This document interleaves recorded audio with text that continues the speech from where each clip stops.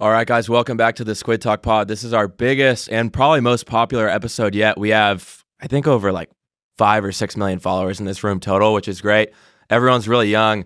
Everyone's very successful for their age. So it's like my dream podcast so far. We got Lance Baker, Brendan Rue, Dillon Latham, and Sam Zia in here.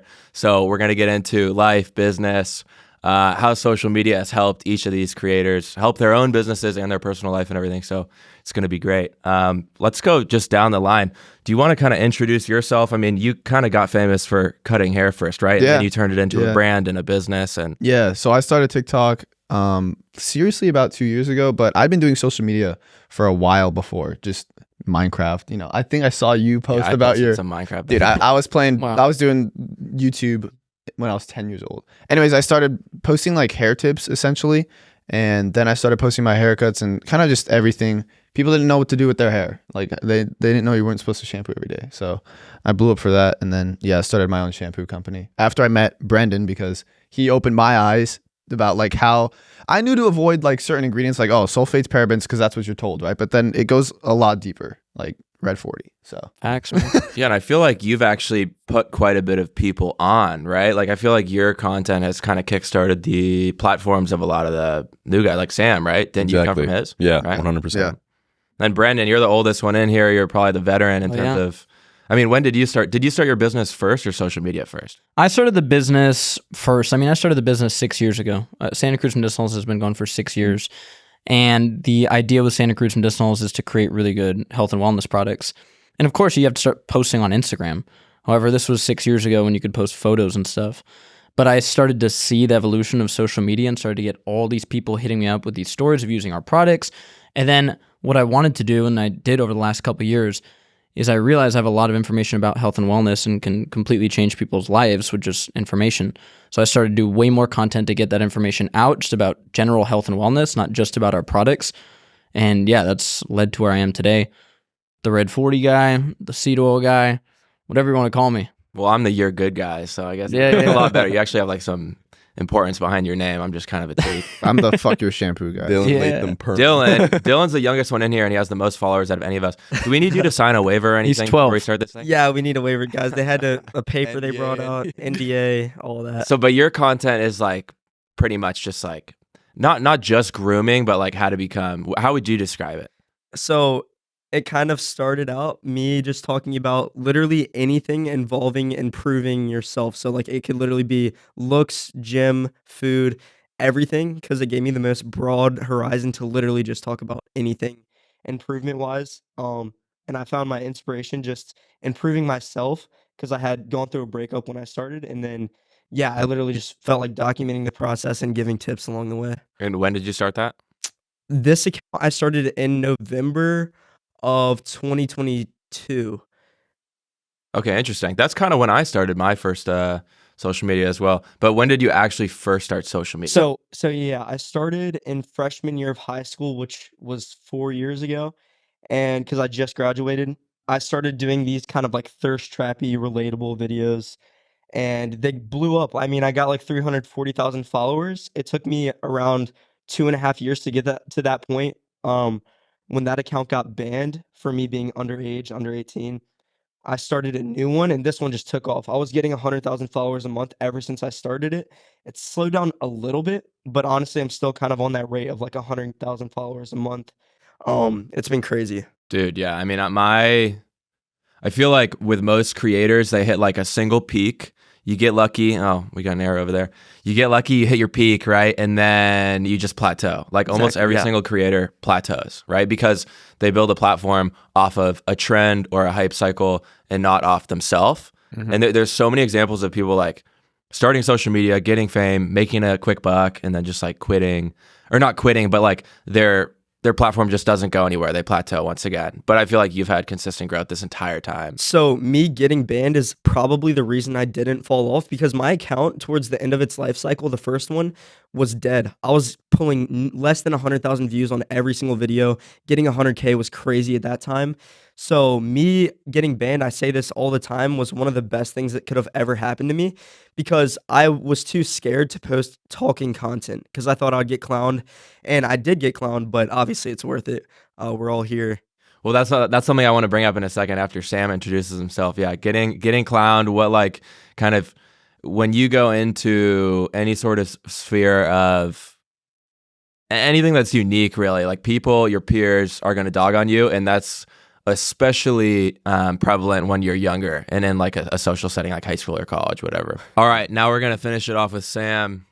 Yeah, so I started off with just doing my own business. I was in property management back in the U.S. Oh wait, we're in the U.S. right now.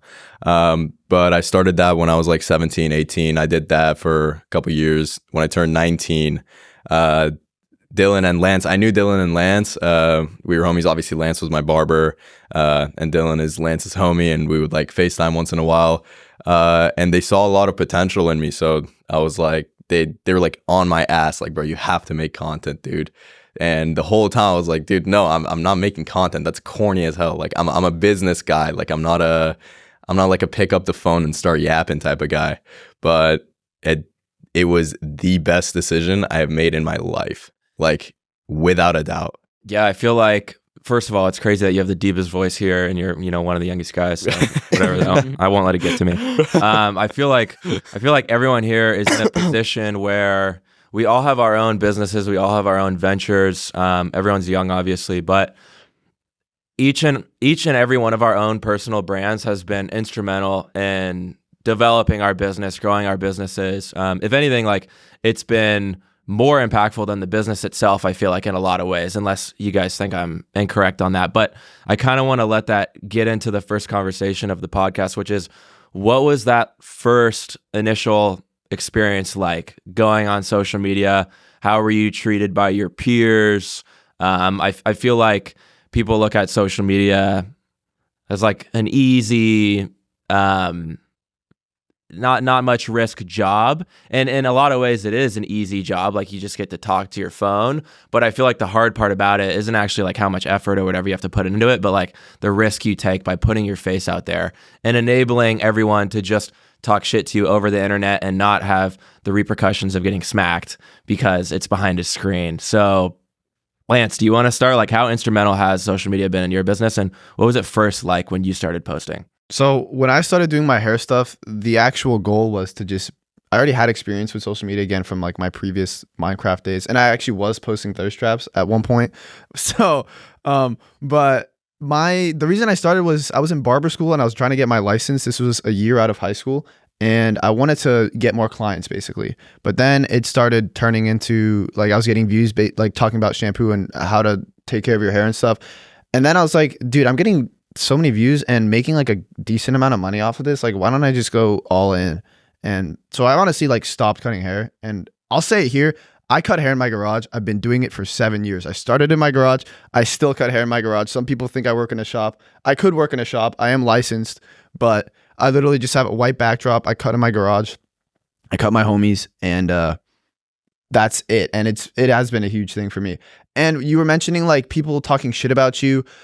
Dude, for some reason, I never really picked up on that with me. I guess maybe it's because I tuned people out from the start, but I was kind of doing my own thing, bro. Like, I didn't go to college. I basically took a gap year because I graduated 2020, which was COVID. So I took a gap year and then went to barber school. So I was already doing like something different. And I guess I kind of just disconnected from people altogether. So when I started social media, like my hair stuff, I didn't really get any repercussions. Like, I'm sure people were talking shit about me, but it didn't really come my way, which was honestly kind of good because that probably would have affected me a little bit. But yeah, I mean, I feel like when you're in a social setting like a college or a high school or maybe just like a big work environment, like I did a podcast with Jack Turca, Butter Dog, as you guys know him, and he was a college athlete and he got ripped apart because, he was like, one of the worst guys on his team in terms of skill.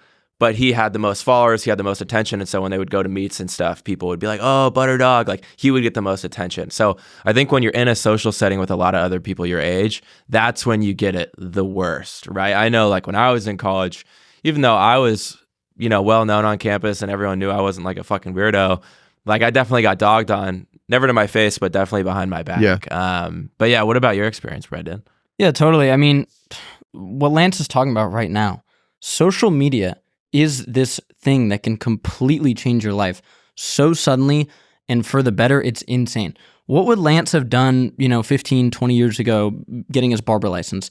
He would cut hair. I would literally be cutting hair. He would cut hair and he would be yeah. charging like $30 an hour or something like that. And that's how much money he'd make. There's nothing else he could have done. Now, Lance, we sat down, he was like promoting all these other like shampoo brands and stuff back in the day, and he was making great money off that. And I was like, dude, you can make your own. You have a huge following, like triple the size of mine. Like, what are you doing? Like, look at my numbers and what I'm doing. Mm-hmm. And now the reality is Lance is going to be a multimillionaire. That's insane. Dillon will be a multimillionaire. Yeah. And I Squid feel like, will be a multimillionaire. and I feel like, sorry to interrupt real quick though, I feel like this is what people aren't understanding is 99% of your success right now in terms of like how big your business is, how much money you have, and like your lifestyle is not about how good you are at cutting hair. It's about your ability to advertise it, right? Yes, and so yes. like, anyone, in my opinion, anyone can get good at a skill, right? Like you have great carpenters, you have great hair cutters, but not many people are okay with putting themselves on the internet. And that's exactly what you're saying. Like that is the ability to advertise is almost more important than the skill in itself in a lot of ways. 100%. And you will know, everyone here will know this. The product, if you have a brand, I've told Lance this from the jump. The product is everything. If you want longevity, you have to create a good product. And when he was creating a shampoo, he's like, I could go this direction. I'm like, make the best product possible. That's what we do at Santa Cruz Medicinal. That's what I've told Dillon. Make the best product, because you can have short-term gains creating some bullshit. You could launch some shorts that just suck, bro. Like I've gotten your shorts, they're amazing quality. The thing is, you could have launched some BS and you could still be making money right now, running it up, way bigger margins, but whatever. It's attached to your name. It's attached to your name, and that falls off. If the quality isn't good, you're completely screwed. So, and another thing is like a lot of people think that people in social media make a lot of money. I tell everybody that has a following, start a brand. You need to start a brand. Because brands make money that are faceless. The Ultima Electrolytes. Anybody know who runs Ultima Electrolytes? No idea. They're in Whole Foods. They do probably millions and millions of dollars per month. Nobody knows who does that. Yeah. The difference is mine is going to be in Whole Foods someday. We're going to do millions and millions of dollars a month just in the electrolytes, but also I will have a face attached to the brand. Well, it's authenticity and there's trust behind it. I feel like not only has like your personal brand been instrumental in that beginning stage of growth, which is the hardest and most important in my opinion, but like I know that when I'm buying your stuff because you're a good guy, I know you, like I feel like you do have people's best interest in mind just from what you're saying right now. Like I can tell like you're a good quality person, so you're going to make a good quality product. I know that I'm not just being fucking rinsed by some major corporation. 100%. And like, like with my social media journey from like the bottom of my heart, I just want to make people healthier. I have a lot of information to give there. And so when I started posting all this stuff, just like everybody else here, you do get a lot of hate. How many years ago was that? Because you said you started the business 6 years ago. Yeah, so 6 years ago, all I was posting, bro, was photos of our products and doing influencer marketing. Back when that was like huge. You could pay somebody on Instagram $100 to do a post and you'd make $1,000 back. You're like, this is great. And then what happened is that started to fade away. And I'm like, well, I am the face of the brand. Like I love talking about health.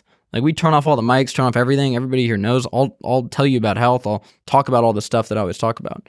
So that is something that I always want to do. And with social media, I can do that and actually have an audience for it. And it's just amazing. So I don't care about the hate I get because I have something deeper. But what was that like at the beginning? Because, like what did your family and your friends think about it? Family definitely supported me. I got a lot of hate, obviously. Because, I don't post, like, thirst trap stuff, but, I'm shirtless, like... That's so hard to understand for me now because I feel like your content is actually very hard to hate on. You know what I mean? Oh, like but you the see health me and world... you're like, fuck that guy. Who does he wants me to be think he healthy? is? What the fuck is wrong with you? You're just like, you're like a surfer dude and like a you know what I mean? Like you just outdoors, like good guy trying to make you healthier. Yeah, the health world is very split, and something I think everybody can do and needs to realize, just if you post content or not, is the following: is that when you start out with social media, our brains are literally wired to read stuff that's bad, recognize stuff that's basically going to like fire up our fear senses, and we actually don't really take into account stuff that's going well in our lives. And so something I've started to do over the last year is you scroll past comments and like, dude, we all have these comments like, bro, you changed my life. You helped me so much, this, that. The normal brain reaction, just the way we're wired, is you scroll right past that. And then when somebody says, dude, you suck, I hate this, you're this, you take that in. And I started to fall into that at the beginning, and now I literally do a practice where I do the opposite. When I'm going through my DMs and I get a page-long DM about I help somebody, their dad is going through chemotherapy and started drinking our electrolytes and taking magnesium and help them, I take like 10, 15 seconds to like really think about that. Really think about that. And when somebody sends me some bullshit, oh, I hate you, you're evil, I scroll right past that. So I flipped it. I need to do that more because I feel like, let me know what you guys think of this.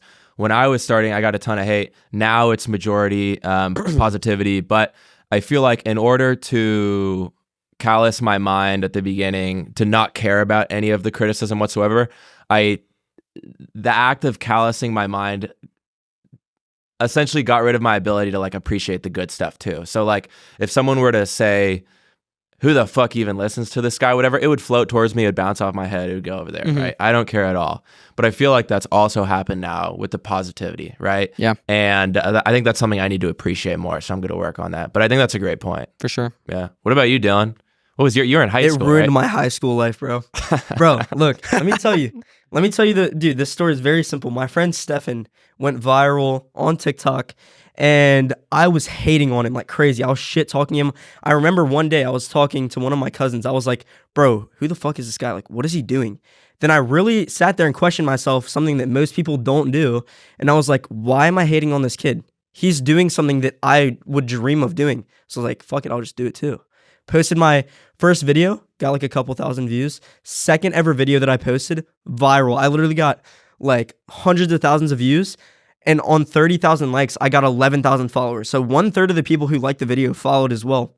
That's crazy. Ever since then, I started posting every day. That being said, it literally took my high school life and threw it down the drain. I was a joke, like a literal, like they called me by my username the rest of high school, Dillon X Latham. I'll never forget it. Some people call me DXL, Weapon X. It was bad, bro. It was not good looks, okay? So did you lose, like, you lost like all social cred? Dude, bro, I was the joke of the school. That's cool Even that you can like talk about that and that you're totally open with that, man. I Of appreciate course, that. dude, respect I that. love it because now this shit is like, it's just like a big like fuck you. Because I know there's a bunch of people like even probably watching this, they'll never admit it, but like their blood is probably just boiling, seeing like this kid, he annoyed me. He was on my feed every day. And now he's talking like, bro, a lot of my friends, former friends, they know you, they know these guys. And they wish they could talk to y'all, but they just can't.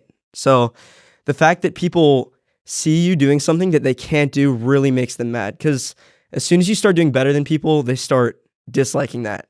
They want you to do good, but as soon as you start doing better than them, that's when it gets bad. So I really started going in on this. And like I said, I became the joke of the school, probably like the most hated person. And I just kind of saw it as like these kids don't get it. If I never blew up, let's say I kept hating on this Stefan kid, I would have continued hating on him if I never blew up because I couldn't do it. Like how is he doing this? It's just annoying, right? He ended up quitting, and then it was kind of like my time because he got bullied too, like bad. Like he was the joke of the school, and I was like, bro, I will gladly take that spot because when we're out of here, when you're doing whatever you're doing, you'll see me. You'll keep hearing about me. My name is gonna be there no matter what because I'm fine taking that spot. That's who I wanted to be. So the hate, it definitely got to me, especially at the start.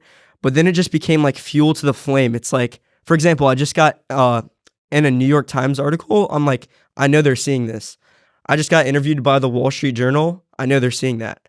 And dude, just everything that's happening, I'm like, it's just fuel to the flame. I absolutely love it. I embrace the hate so much. Dude, that's great. And I like that mindset on it. And I feel like a lot of people will actually hear you say that, hear you talk like that, and they'll be like, fuck this guy, right? Like He's so he should cocky. be more humble. Yeah, he's so cocky. He should be more humble. But like the thing is, when you hear that kind of talk and you haven't sacrificed for anything, it pisses you off, right? But like everyone here has kind of gone through somewhat of the same thing. And so it's like good for you, bro. Like if you were to tell me like, I'm going to be doing this, my company is going to be doing this in 5 years, I wouldn't say like, yeah, right, bro. I'd say, dude, I really hope so. That'd be great, right?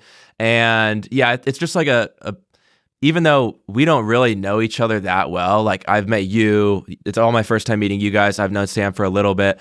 I feel like there's a mutual level of respect in the room because everyone's had to get over that initial hurdle. And I feel like the fact that that hurdle, that wall, whatever you want to call it, is there is a good thing. Because if there was no sort of criticism or hate, or whether it's social media or starting your own business, whatever, if there was no like wall that you had to climb over or like trench that you had to go through, then everyone would do it. Everyone could do it. So I think it's a necessary part.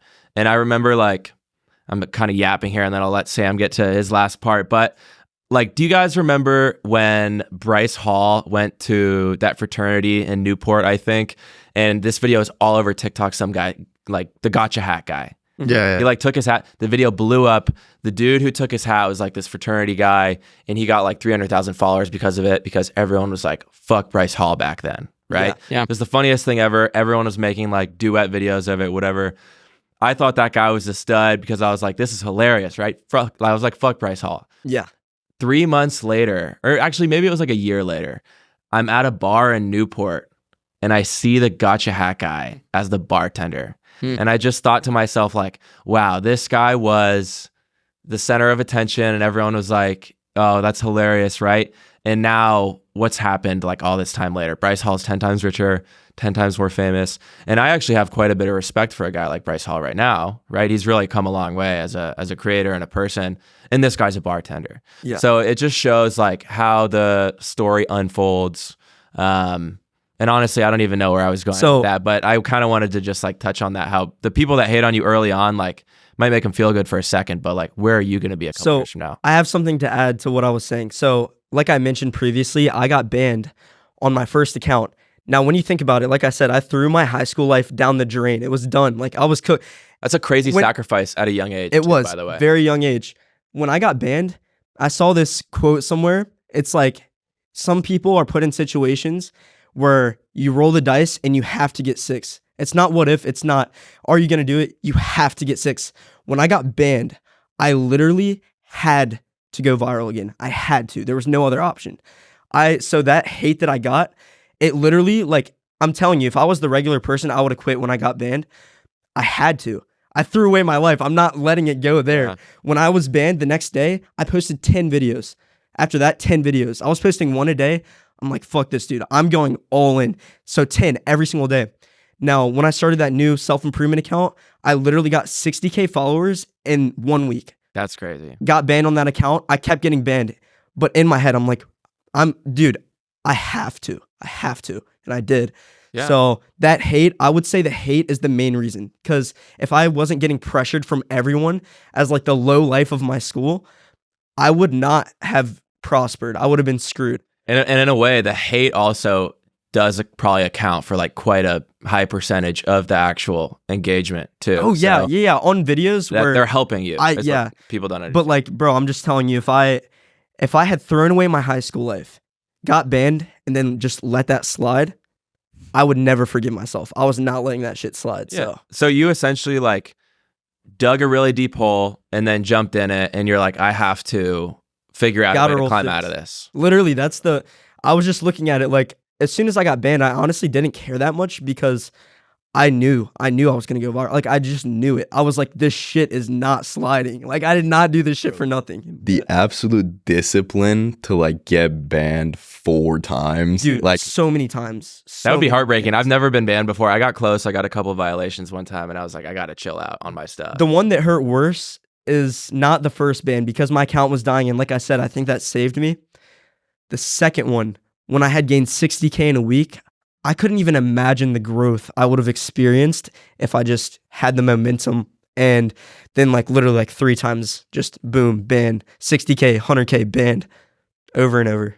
Dude, I mean, yeah, good for you for sticking with it, honestly. And once again, like you have more followers than anyone in here right now. So that's obviously paid out. That's awesome. Paid off.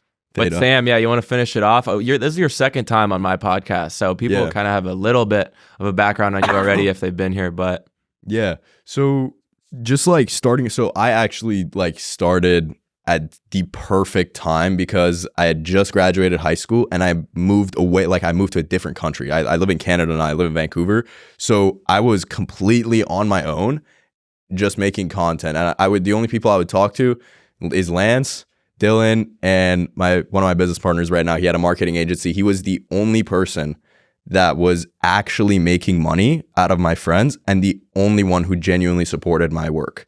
And he would call me every day. He would be like, dude, you should make this type of video. And he would like go study other videos for me. And he would be like, this was the only guy. The only guy that actually supported me was the guy that was genuinely completely financially stable at the age of 16.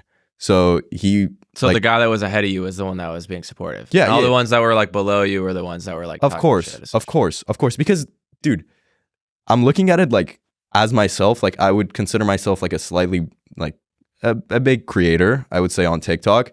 I would never shit on someone that's like starting off on TikTok. No big creator does that, right? It's only the little fucks that like they don't have much going on. It'd just be like that. But yeah, you see like a hate comment. I see hate comments all the time, and I just click on them because I'm curious, and then I hit them with like a you're good or like a get a job or something. But I'll click on the accounts and I'm like, yeah. Really? Like you think that's gonna like piss me off? Yeah, bro. You on your little like dirt bike or whatever, like you have 400 pictures. 600 follow. Yeah, exactly. You're like Truck you're a edit. grown ass man. You still have your football pictures up. Whatever. Yeah, but dude, even like I didn't have a great high school experience. I was like, I don't know why, I was just not really liked in high school. But like, bro, when I got out into this whole social media stuff, at least Instagram and TikTok, I was getting shitted on by all my friends. Not Shitted friends, on? sorry, not friends. Shitted Peers. by the people that I would go back and forth with to school and shit. But Dude, it paid off. yeah, they were ruthless. They were brutal in the DMs.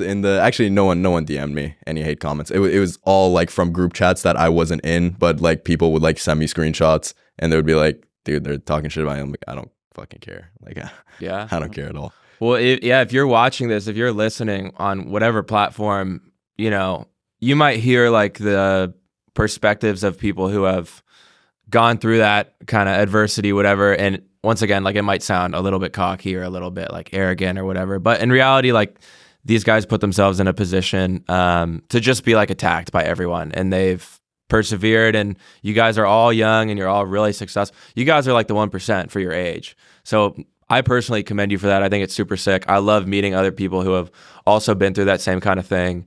And I kind of want to like shift the conversation now. How do you guys, and anyone can kind of jump in and start this, how do you guys balance this grind set, I guess you could say, with your social life? Because I personally feel like all I do is work, but I love it though. And people are like, you need to have more fun and stuff. Me too. For me, there's no balance.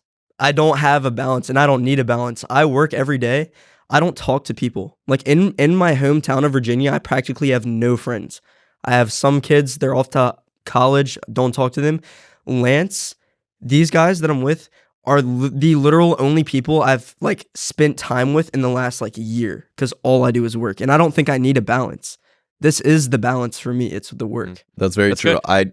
I'm sorry to cut you off, but I completely agree with him. Like genuinely, since the start of social media, I have not like felt like I'm working at all. It genuinely just feels like constant summer vacation, but I'm just like, I'm making videos, making a very solid amount of money, and it's just, it does not bother me at all. I don't wake up in the morning, I'm like, fuck, I gotta record 2 videos. It's like, because you outgrow people, bro. Exactly. That's what it is. Like, and you don't realize until you go hang out with people who you used to hang out with in high school. It's you go back and hang out and they're just talking about like college and doing this. I don't even know because I rarely see people that I went to high school with. But it's like, it's just like, what are you doing, bro? Like, yeah, it's so hard, and it's not like you want to outgrow these people because deep down you're just like, dude, this is my friend from high school, but it's like you can't relate anymore. Mm-hmm. And also another thing is like, what do people find like fun? Like going to a rave and getting like absolutely hammered. Like, is that fun? Is that really fun? Or is what's fun like building a fucking empire and just like conquering everything, you know, like building your brand, making a shit ton of money and having fun. Dude, that's fun for me. That's fulfilling for me. Well, you can do both. Like, you know, yeah, you can do both. I mean, you definitely can do both. Go back to my crazy personally, I don't find any joy from like going out and like doing things. Like I just want to hang with my boys and like build some shit. Yeah, and you know, I'm a little bit older than these guys, and I'm constantly telling them the actual path that people start to go on in their mid-20s. And for most people, it sucks. It absolutely sucks. And what happens to a lot of these young guys, I mean, they're like, Dillon's like really kind of out of this, but like, I feel like a lot of them have started to have friends that crush it, right? Which is what, a 75K job with a boss where you got to be up at 7 a.m. and you have somebody telling you where to be, what to do. And I've told them, I have friends, you know, I'm 31, bro. I have friends that You're 31? I'm 31. Why did I think you were like 26 or something? That's Man, great, man. You look good. You thought him and Lance That's was great. the same He kept saying Wow. the youngest guys Yeah. here, and I was like, I know. man, That's you great. know, You're man. like, oh, Wow. like, Plug you. Good for you, Takes man. them poppers. hey, drink electrolytes. Electrolytes. He sucks, man. He sucks. So what I've been telling these guys, like, yo, I've seen this, and I have friends that, you know, they haven't branched off and done their own thing or even gotten a side hustle of any sort. And now they have a path that's carved out for them until they're 65 years old of having a boss, waking up, making a fixed amount of money. Do you know what making a fixed amount of money does to you as a man? It crushes you. Yeah. It absolutely crushes you. And I tell all my friends, get a side hustle of some sort. That's fine if you want to have your job or this is what you make and you do this, have a side hustle. Have something you do because it crushes you, bro. That's all you're going to do for the rest of your life. You have a fixed thing. You wake up and it's like you have somebody telling you where to be. You have to put in PTO. I've done this before. I worked To in... ask another person, like, Yeah. can I have a do this weekend trip off? with my kids? So It's beyond the money. I think everyone's like, money doesn't. A lot of people comment on my stuff. They're like, well, money doesn't equal happiness. It's beyond the money. It's number one about giving yourself the possibility of being in a better place. And when you work for another person, unless they're like a person you really respect, who you feel like is a fair boss. Like I have employees, and I feel like I'm actually a great boss or whatever. But unless you're in a situation like that, which is very rare, your ability to grow as a person is dependent not on how hard you work or on how many hours you put in or what you sacrifice. It's literally dependent on like if this person likes you or not, right? Because I learned that in football. I'm sure you guys learned that in some way or another. Like you can be the hardest worker. Sometimes it doesn't mean shit if somebody else is controlling your destiny. And so it's beyond just like being financially successful. It's about like building something on your own and at least like trying for the possibility of being in control of your own life. And I feel like obviously a lot of our content differs in a little bit of a way, but it's all about like trying to become better. And it really does come from like a place of every person in this room is in a position, they're so happy, they're so fulfilled, and we just want to get other people to like get over that barrier, right? Take that first step towards, you know, living a better life. But sorry, I did cut you off a little bit there. No, I completely agree with you. I mean, I think everybody in this room is happy and fulfilled and everything, but like, does everybody in here not have this deep sense of when they wake up, they're like, I need to fucking go? Yes. Like, bro. yes. These people Exactly. set this goal of, well, if I make 75K a year, I'm good. What are you talking about? How does that, like, I cannot relate to that. I think it's the way you're born though. Because right, do you guys all not feel like you've had that kind of like little fire or drive since an early age? 100%. I've had that I drive. started You know? at Early age, 14. yeah. Like that was Yeah. my first side hustle. Like it doesn't just like I feel like there's a very small number of people who work a job for 20 years and then they go, I got to do something better. I feel like certain people almost want to be told what to do. They enjoy that. I feel like that's ingrained in you from school though. Yeah. Yeah. Like I feel Yeah. like the way Being the blind school is system, peaceful. Yeah, and I feel Yeah. like the way the school system is, like, dude, I never liked school. I like doing I like doing shit, bro. That's why I started cutting hair. Like I like actually like getting my hands and like learning by doing. In school, it's like you memorize some shit, take a test, and then that's it. Like I feel like I don't really. The school system's not set up to make people think the way we do. It really is a Right. horrible It's system, not honestly. set up I that get way. Yeah. I get that it's better than nothing. It's better than your parents like homeschooling every single person. Yeah, like a general education, like you need, Yeah. right? But it doesn't like specify anything. Well, most people, a lot of people just try to appease their parents. Yeah. Did everyone in here not rebel against their parents a bit? My Yeah. parents are fine with me cutting hair, which is surprising because they're good. both engineers from Stanford, and they're Wow. they're like, Oh, really? Yeah, and they're like, yeah, you can cut hair. That's cool. So Yeah. But That's that dope. shows, I feel like that. I would have my, done it anyway. My dad went to Stanford actually. Really? But he was very against my stuff at first. And now he's actually really supportive, which is great. But that's taken a lot of work to get to that point. And I feel like the fact that your parents what do they do for a living? They're both engineers. So my mom worked at Lockheed, then she went to Rivian. Now she's at Albedo. My dad's been at Lockheed the whole time. So they're both like pretty high up there engineers. I feel like that's really rare that you have like parents. I know. I think it's because my mom, she didn't like the way she was raised, and I think she kind of didn't want to raise me that same way. I think that's kind of what it came down to. My parents didn't care at all, bro. They actually encouraged it because like I came from the literal like brokest part of my area. Like, bro, I'm from the slums, bro, Loot Lake type. But bro, it was like no, like seriously, I was from such a low income place. The only way was up, so they didn't care what I did. Course, yeah, the fact that they saw an ambitious person, bro.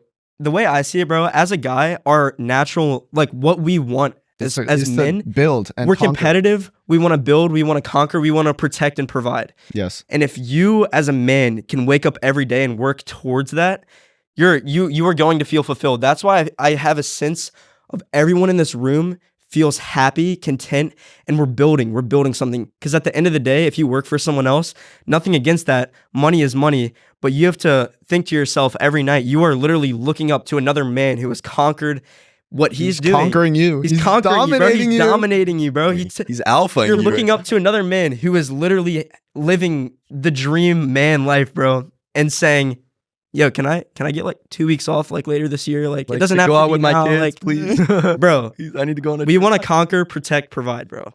Yeah. Dude, you're okay. I just got to give you props for a second because once again, like, I feel like a lot of people might see what you say online or they'll see a clip from this podcast. They'll be like, who the fuck does this guy think he is? Yeah. And it's based on one thing and one thing only, and it's your age, unfortunately. Oh, for sure. Because I feel like if you literally just looked 10 years older, you could be saying the exact same thing and it would have twice the kick, twice the impact. 100%. But you're at a disadvantage because of your age. And it's unfortunate, but only time will, like use that to your advantage, I guess. Yeah, there's something funny about that.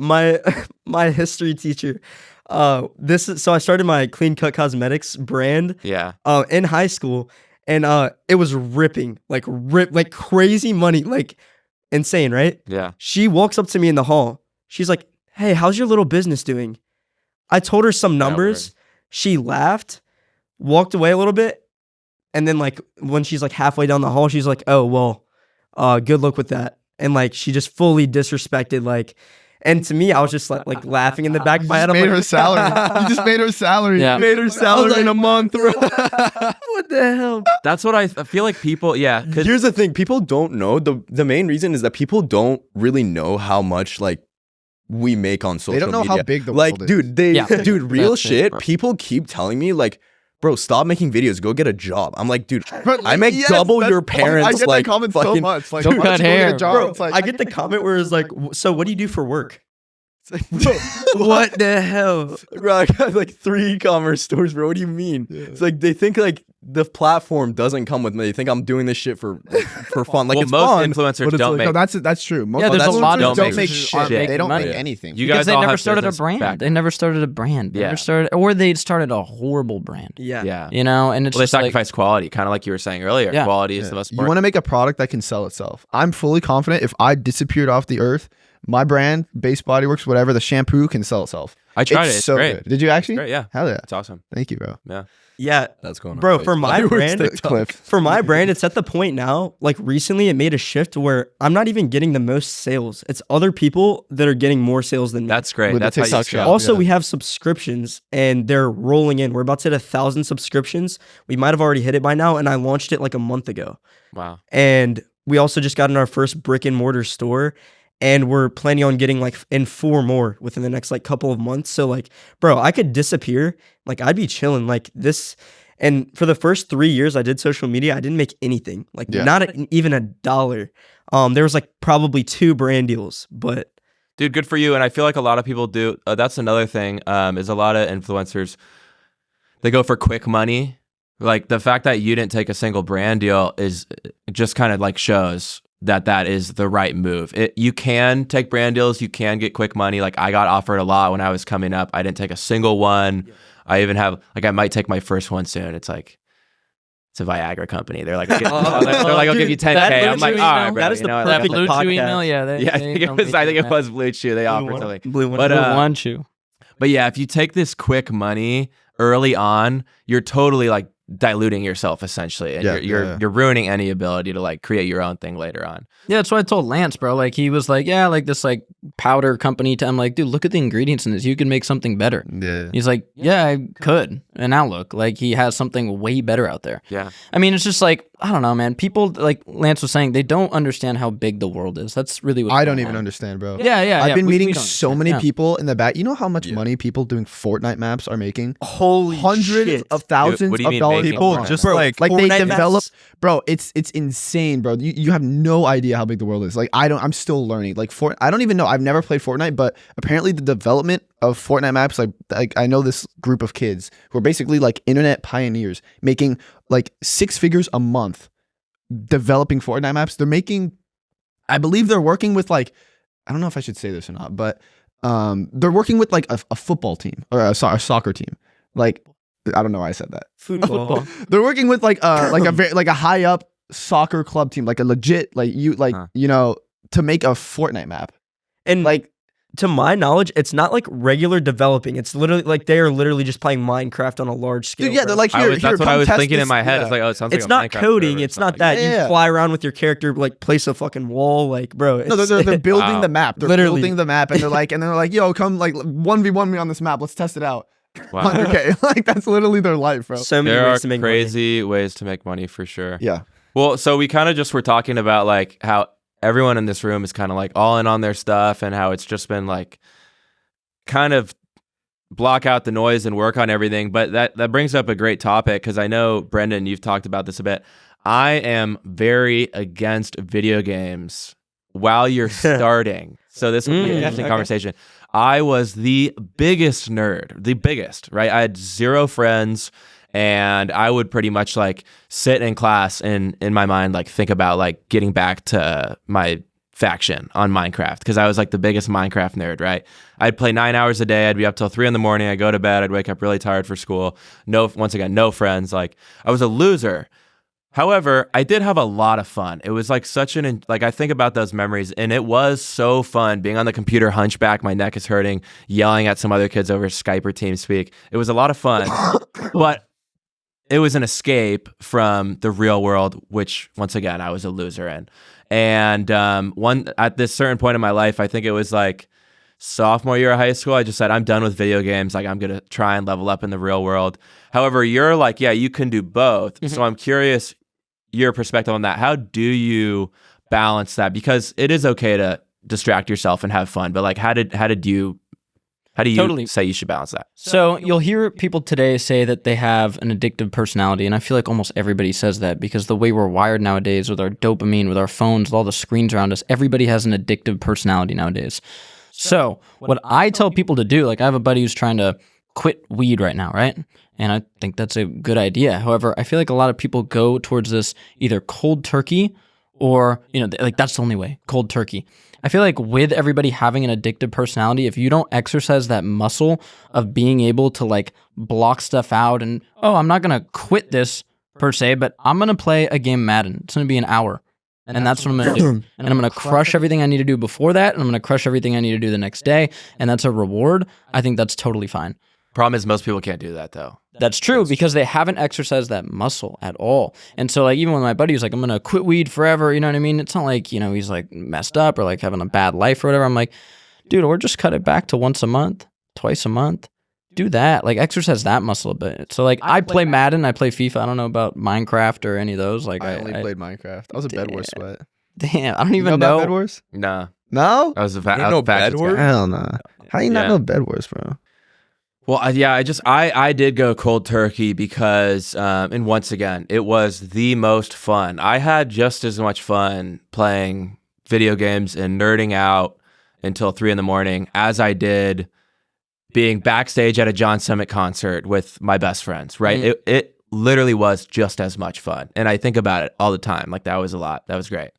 But to me, at a certain point, I feel like, what do you really get out of that, right? That's For sure. And I had a podcast. Well, what do you get out of 9 hours of Minecraft unless you're making millions of dollars building? Yeah, Minecraft? unless you're monetizing it. probably like nothing. You know what I get out of like playing a game of FIFA or Madden is relaxation. You know what I mean? Just like an ability to just like turn the brain off for an hour because it's just dumb, and then go back. But if it's like you're trying to get good at Madden, like Albert and I, he was watching me play Madden, we were getting whooped, bro. We were like 27-0 getting whooped by somebody online. We were kind of laughing like, dude, we don't want to get good at Madden. That's not, what I want to get good at is everything I'm doing with these products, building out the brand. So I do think it's very important to notice in life what you're getting good at. And if what you're getting good at is, playing video games and watching porn, you need to probably get good at something else. Or not, or do that. Yeah. Like, good luck. That's exactly. What are you getting good at in life? And you can assess your last year as a human being and go, what did I get good at this year? That's exactly the conversation I had with Grant Mitt 2 weeks ago on my podcast. He was saying, like, porn and video games specifically, while it's okay in moderation, the problem is so many people use that for their main source of dopamine. Mm-hmm. And then what's happening is, like, you're rewarding yourself internally for zero achievement in the real world, right? And so essentially, like, it is okay, but you need to be able to cut it out. I've been going off about dopamine lately, just like reading tons about dopamine in terms of like what it actually does for our brain. And like, it is what is it's your driver. It's what like gets you out of bed in the morning and gets you like able to go do stuff. And if you're constantly just flooding your body with fake dopamine all the time over and over again, that gets blunted and you become this human being who just is very apathetic. And I feel like it's an example of how most men are in society today, because what are they inputting? Screen time, video game, let me drink a bunch of beer, oh, this, that. Like, bro, you're screwed. And that's why they're just like, they don't care. Oh, I'll make my 40 grand and have somebody tell me what to do, because they can never get out of that. So yeah, it's totally important. Yeah, wait, so Sam, what were you going to say? One of the funny, you're not alpha, like, I'm good. Dude. It's your turn to speak, buddy. Go ahead. Hey. You have permission now. I think it's really funny because, like, for games like GTA as an example, like, I used to play GTA a lot when I was a kid, but it's really funny, like, if you're like at the age of like 18, 20, 25 in your early 20s, and you're like constantly like grinding the fuck out of GTA, you're basically just like getting a better life in a video game instead of trying to get a fucking better life in real life. Like, that's and you so do the fucking same thing. You're like, let me complete quests and missions Bro, to it's make so more money, similar. so Let my me go bank get account a on the job. game Exactly. gets higher. And I look at that and I'm like, I get why it's fun. I play GTA. Yeah. But I look at that like, you could literally do the same thing in real life. No, bro, we landed at the airport and we're like we're running around the thing, choosing which car. That's real life GTA, bro. Like, should we go with the Audi? Should we go with the Dude, I was Benz? telling him to get Lance- the Stang. Yeah, Lance like, no, I want the Stang. That's real life GTA, man. Yeah. Like, dude, that's the thing with like a little bit of money you can do. Like, it opens up the world. Like, when you look at a big city, like you're looking at all the bright lights in New York or Austin or whatever, it can, when you're poor, and I've been there, bro, just like driving on the Bay Bridge, looking at SF, I'm like, that can look like a prison or it can look like a fucking playground when you have money. Because like now I drive and I'm like, dude, I can go to that restaurant. I can go here. I can do this. I can do this. Like, the world just opens up. So get your money. I think most people just can't even see that or can't even imagine that in the first place because they're so behind. And that's like where, I don't know, I personally kind of look at it as like a little bit of a mission for myself to try and open up that door as much as I can, make it as wide as possible, make it like a little bit easier for that person to try and take that first step towards starting something. Like, I do a lot of calls with kids and, or not kids, but like normal people. And a lot of them tend to be like, how do I start my first business? And my thing is always like, you know what? You shouldn't even go into this like expecting to get rich off this one. This should just be like opening the door. Bro, learn to make a little bit of Learn a money. These skill. people start out skill, bro. 100% learn a skill. Like, dude, people start out and they try to hit a home run right out the gate. It's like, dude, I know people that are, photographers and videographers, and I know a dude who he would go to jiu-jitsu schools and he would photograph everybody. He would go to pick up basketball courts, photograph everybody. They'd come off the mats or the court and he'd go, hey, yo, I have some amazing photos of you. Look on my camera. I have the real, like, high quality ones. Just message me. Here's my email. And then he would charge them. He'd be like, yeah, it's like $10, $20 a photo, whatever it is. In this social media age, he was running up $600 to $800 a week as like a 15-year-old. There's ways to make money if you're smart. You just have to You think. need to learn a skill. That's the 100%. most important. I was talking to one of my buddies. So this is one of the buddies who I feel like I'm kind of outgrowing. And he's like, dude, I need help. Like, I want, because he has passion for, like, he has drive and passion, but he's lazy. And the thing is, he doesn't have any skills. Dude, if he could edit, I'd hire him. If he could film for me, I'd hire him. There's like so many things that if you just have a skill, you can get work, bro. Especially in social media, like, literally learn how to use a camera. learn how to like shoot properly, learn how to edit, and you can work for anybody. If my social media was gone today, I have a couple skills. I'm a barber. I could go work at any place in the world, realistically. I'm a great editor, and I know how to do cameras. I know how to do everything, like everything related to making content. So if I could literally I could run your podcast, like real shit.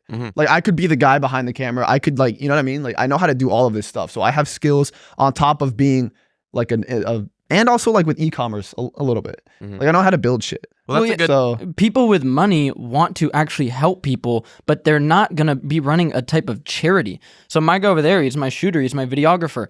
I've paid him a lot of money because he has a skill. Now, if he had no skills, my buddy, I've known him for a long time, I can't help you. I'm not running a charity at this time. You know, I haven't made my $100 million. And not to get like political, but this is how a lot of people think about politics is they want your money to go towards people who just need help. They want stuff to get just given to them, right? The problem is that doesn't work. And if you have more successful companies, guess what those people do? They need stuff done, and they're going to pay people money to get stuff done. And so that just was very frustrating for me seeing people have that ideology, because it's like you want money to be taken from people like us and given out, right? Well, okay, so the government's going to do something. You ever been to the DMV? Why does the DMV suck? Why is it awful? Because there's no competition whatsoever. You go to the DMV and they have no incentive to do anything well, because why not? They're going to make their money if it takes 7 hours versus if it takes 1 hour. And this is the problem, man. Like, people that are rich and make money actually put a lot of money back into the economy, but they're going to give that money to people that have skills. So kind of random rant there. No, not to get political, but I it's like fully agree with you. I think capitalism is the greatest, essentially, like guarantor of freedom, because you are never like, as much as this idea of like everything being fair, as great as that sounds, it is never going to happen. Like it's not how human nature works. But if there's a system where, if you know for a fact, if I can just figure out a way to get good at something in this country, like this is the best place to do it in the world. You can be successful. You just have to put a little bit of work in. But that brings up a great topic that I love asking people about, because, you know, I've had a bit of experience with this myself. I have so many friends, family members, peers that like, they want to get started, but in a way they kind of have like a helpless mindset. Do you think it's possible to help get someone on the right track, or like, does that have to come from them themselves? How do you, if you have a friend or a family member, how do you help them? Is there a way, or is it just like one day they have to wake up and say like, I'm done with this, I need to start? I've tried to get people healthy before, if we want to just like talk about that. I know you're talking about like, you know, getting people to start making money, but like, no, you really cannot make somebody healthy. They have to put in the work. When somebody DMs me, hey man, I lost 100 pounds listening to your advice, like, thank you so much, you helped me. You did it. They did 100%. It. Like, the information's out there. You really can't change people who are stubborn in their ways. You have to just lead by example. It's the only thing you can do. And social media is this amazing thing where it's very frustrating in all of our lives. We all have people around us. I'm sure you have family members, friends that are like, dude, I'm broke. I need to make money. I see you making money. I see you starting this brand. And you give them all the tools and they just never latch onto it and do it. But now you actually have this huge audience of people that actually want to listen to you talk about it. So like, that's been very good for me, because like, bro, there's people in my personal life who don't want to listen to or they act like they want to listen to the stuff about health, but they'll never make the change. But luckily I have a group of, you know, hundreds of thousands of people who actually want to hear that and make the change. So I think it's actually pretty tough. You can't really change people. You can only do so much. And yeah, I have people DM me and I have friends hit me up and they're like, how do I do this? I'm like, well, you could just watch my videos. Like, I explain it all. I don't know. You want me to like give you an easier route, I guess, but it's not going to happen. They want you to give the spark notes of your videos. Yeah, you know but I do though. I literally say Yeah. like, my content specifically is I literally just explain every decision I make, whether it's a bad one or a good one. Like, I'd like to think I make good decisions sometimes, but I'll make videos saying like, yeah, I fucked up big time. I lost $20,000 today.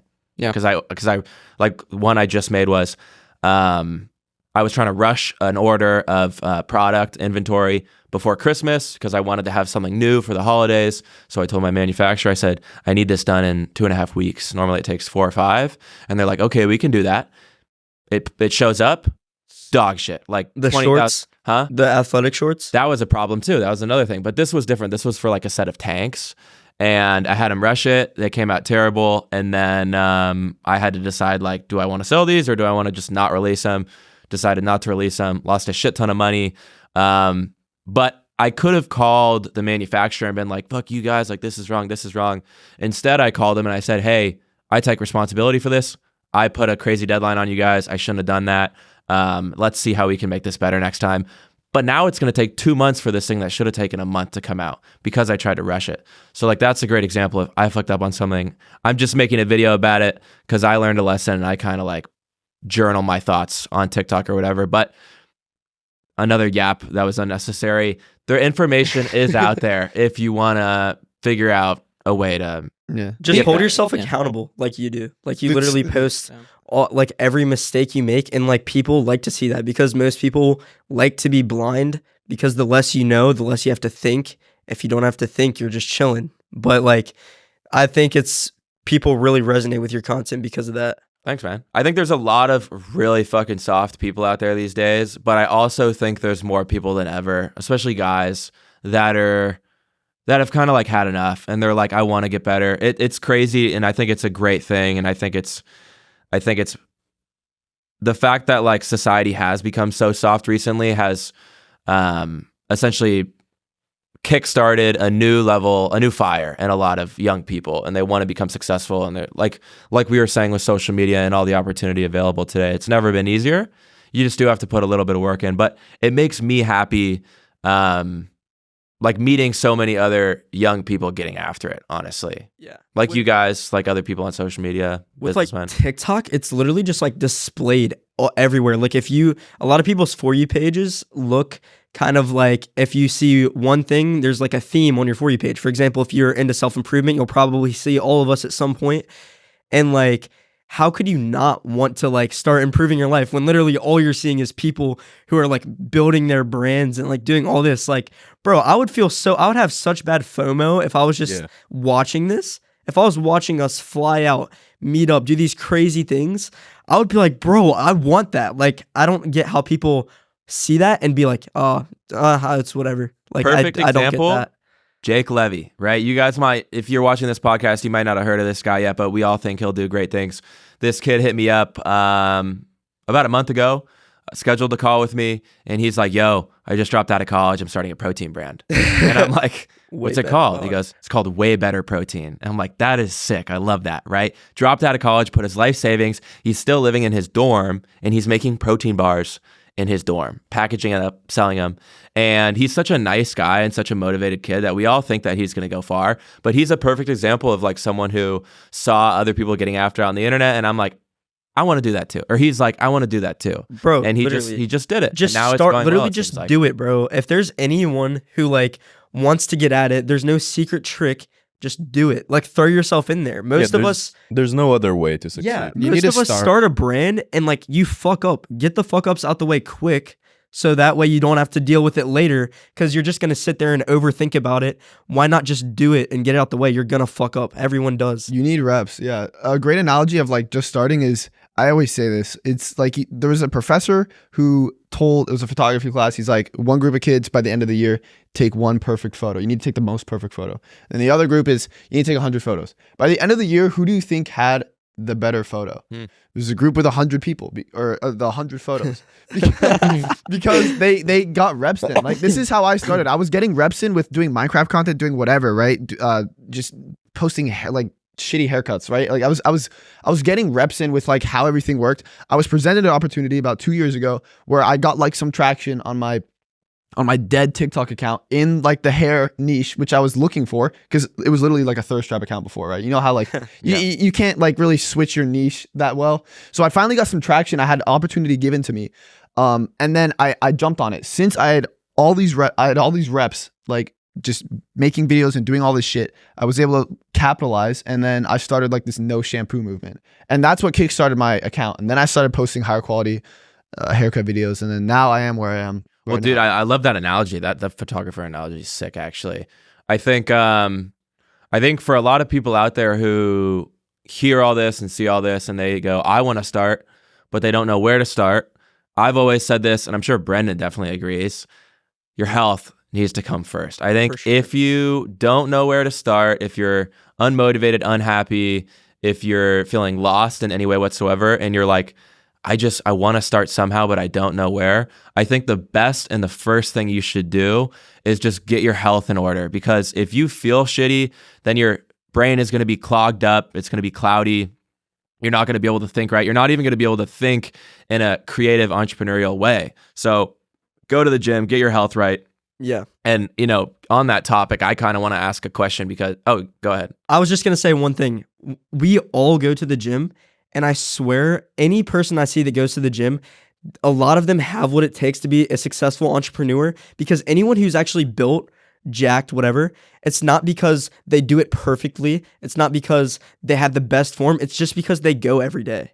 And Reps, just by going every day, like, bro, we all work out. You don't go to the gym to accidentally get jacked. You bro. don't Like, accidentally wake up. No, Oh, you look at all go this with a muscle. plan. Bro, it's not accident. You just do it. Yeah. Just do it, bro. So many people have analysis paralysis. Do it, bro. Yeah. Yeah, it's I feel like, yeah, the gym is just the perfect analogy for it, because you can go to the gym and you can work your ass off, right? You can get a great sweat in, and then you go home and you go to Kava or something and you get your protein bowl, and then you go home and you look in the mirror and you're like, okay, no progress. And then you do that again the next day. No progress. But if you do that enough times, if you do that 90 times, 180 times, you start to see like incremental increases in the result, which is your physique, obviously. And I feel like if you can get that process down with the most basic thing and the most available thing to everyone, which is just building your physique. Like, you don't need to be born rich. You don't need to be born in a certain area. Anyone can go on a run. Anyone can do push-ups. If you can build that habit of like showing up, being consistent, and working hard, and you see the results, then you can apply that same method to everything else in your life.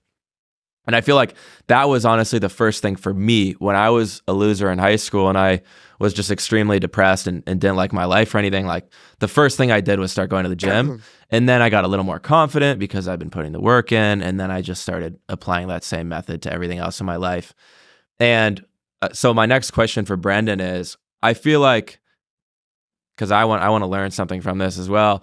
I'm in a place right now where I feel very healthy. You know, I'm working out almost every day. I'm running almost every day. I do something active every day. I don't go out too much anymore. And I'm just trying to like make myself feel as good as possible when I wake up in the morning. But I'm definitely lacking on what I intake, if that makes sense. So I know you have a big health company and supplement company. So what do you think I should do?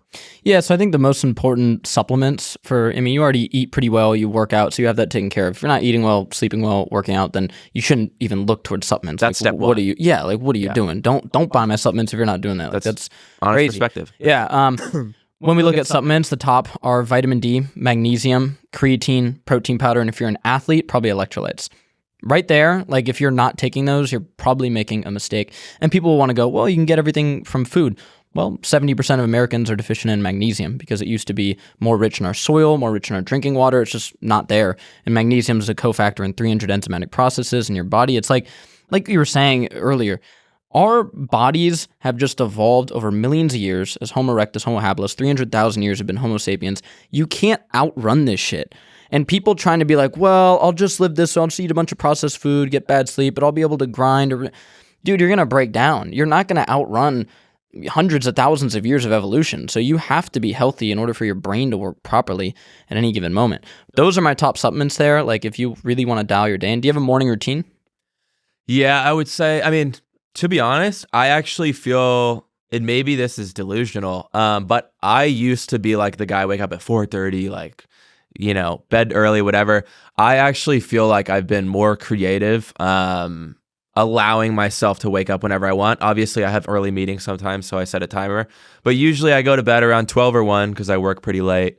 And then I wake up at like 8 or 9 usually. Dude, I'm pretty close to that. I'm in bed by 11. I'm up around 7. The whole 4:30 a.m. thing is bullshit. Yeah. Do you know what happens to those 4:30 a.m. guys? And I understand somebody has kids and that's the only time they can get it in. You have to put in the time, right? But I do a lot of good work at 10 p.m. You know, ask my girlfriend, like I'm like on my phone, on my computer, like 9, 10, like grinding. You have to put in the work. But like if you wake up at 4:30 a.m. and you're asleep by 7, like, okay, like cool. Yeah. I did like a 2-week series of 5 a.m. lifts. And I remember dude, I was like 2% more productive and just like no social life. And by social life, I Text mean, Lance at 8. You're like, yo, studio time. He's like, dude, I'm asleep, bro. yeah, it's like 8 o'clock. I'm in bed. It's just like, what's the point? There's no gain off that. So I stopped. Yeah, it's not about the time you wake up or the time you go to It's bed. about, It's like, about what you use yeah. it's about how you use your time. for Exactly. sure. 100%.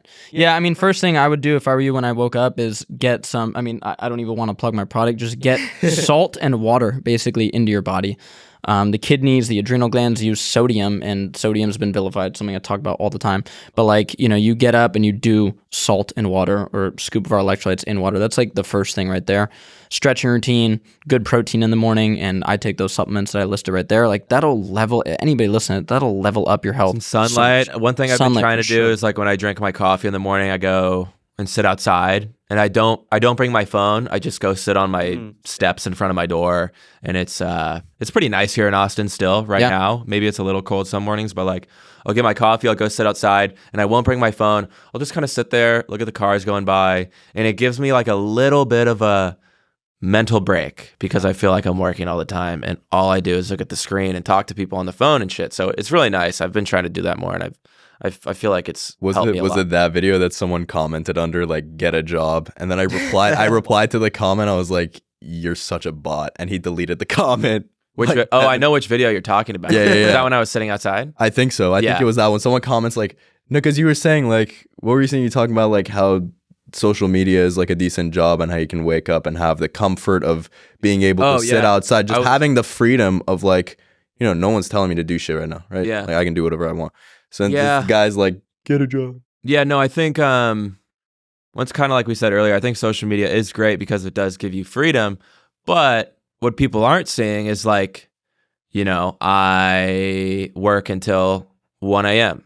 usually. Like I'm not like watching movies at 11 o'clock, right? I'm like, Oh, dude. setting up my day for tomorrow. Bro, I drive my girlfriend crazy. I haven't seen like any movie. She's like, you want to watch a movie? No, there's no, bro. Like, I get anxious, Oppenheimer. bro. yeah, How do you watch a movie? Like, I don't know. 3 hours, bro. I start like Like, shaking. I'm literally like, bro, I gotta do something. Like, I don't know. I mean, it's all a balance. I don't even like my roommates watch football and stuff on Sundays. I don't. And they're like, bro, like you're such a fucking girl, like watch football. I played football in high school. It was awesome. It was fun. I watched the Super Bowl, but I don't know. I just would rather like do stuff myself than like watch it personally. Question, because you kind of brought this up about your girlfriend, right? Do any of you guys also have fiance now. girlfriends? I fiance. Oh, fiance. yeah. Oh, congrats, man. Thank you. That's thank you. awesome. Yeah. Wait, how long you guys been together? I've been together with her for 10 years. Wow. Yeah. That's crazy. Which Okay. also, guys listening to this, don't marry someone you don't know. Just general advice. I've Try to go to known Vegas and get a people. wife, I've known bro. people that have Marry a gotten with stranger. girls that they know for 6 months, Yeah, and that's it's crazy. not a good idea. Just keep that in mind. So yeah, I try and treat, obviously, like I want these podcasts to be as entertaining as possible and everything, and I want to get views, but I also treat this as like a learning experience for myself. And I made a video 2 days ago, that's like crazy controversy right now. All of the guys in the comments are saying 100% I fully agree. This is exactly how I think. Almost maybe like 190% of the girls in the comments are like, this is fucking horrible. Fuck you. Like What was the crazy. video? Like the What was it cruise again? thing. You were I'm talking fucking- about Yeah. What girls was the going video on like again? a cruise, right? No, No, that's no. not it. That's, Oh, I don't even know what that. Oh, okay. So what my video was pretty much myself. I kind of feel this way a little bit, honestly, and a lot of my Oh, it was friends. the no dating one, wasn't it? Yeah, Yeah, a lot of- I already- totally agree. Yeah. I totally agree. I don't think there's an age to it. It's just like when you're able to. Provide. Sure. There's a You know what I level. mean? There's Did a you see level this you need video? to Oh, reach. what was the Okay, video? so Yeah. let me explain it Yeah. for everyone. So I made a video essentially saying, most of the people in my peer network are also like young guys getting after it. I'm not, to be honest, like there's a lot of girls that are getting after it too, but there's not as much necessity for them to do it because when you're a young, attractive woman, like you have more opportunity to have fun, essentially. When I graduated college, all of the really attractive girls that were in our friend group, they went to Europe for a month. Every one of the guys got their job right away, started working. Like none of my friends and I went on a Europe trip, right? I want to do it this summer, but like we just got straight to work. And that's nothing against the girls whatsoever. It's just like they have the opportunity to go have fun because like, if you're like, there's a lot of guys that like pay for that kind of stuff. And if you're a father, like you want your son to work hard, like, you might be a little more relaxed about giving your daughter like a little more opportunity to have fun, whatever. But the video was essentially about how myself and a lot of my friends are just like really working hard right now to build something we're proud of, right? We're all working on our businesses. Or if they have a job, maybe it's in like the corporate world or New York finance, like they're grinding. They're working 80, 90, even 100 hours a week. Like it's all they do. And a lot of that is because they want to climb the ladder and they want to be in a place in their late 20s or closer to your age when they're just like fully free. Like life is in the palm of their hands and they're in control. And so they have this mindset of like, let me put aside dating for these few years right now while I'm supposed to be focused. And then I'll worry about that a little later.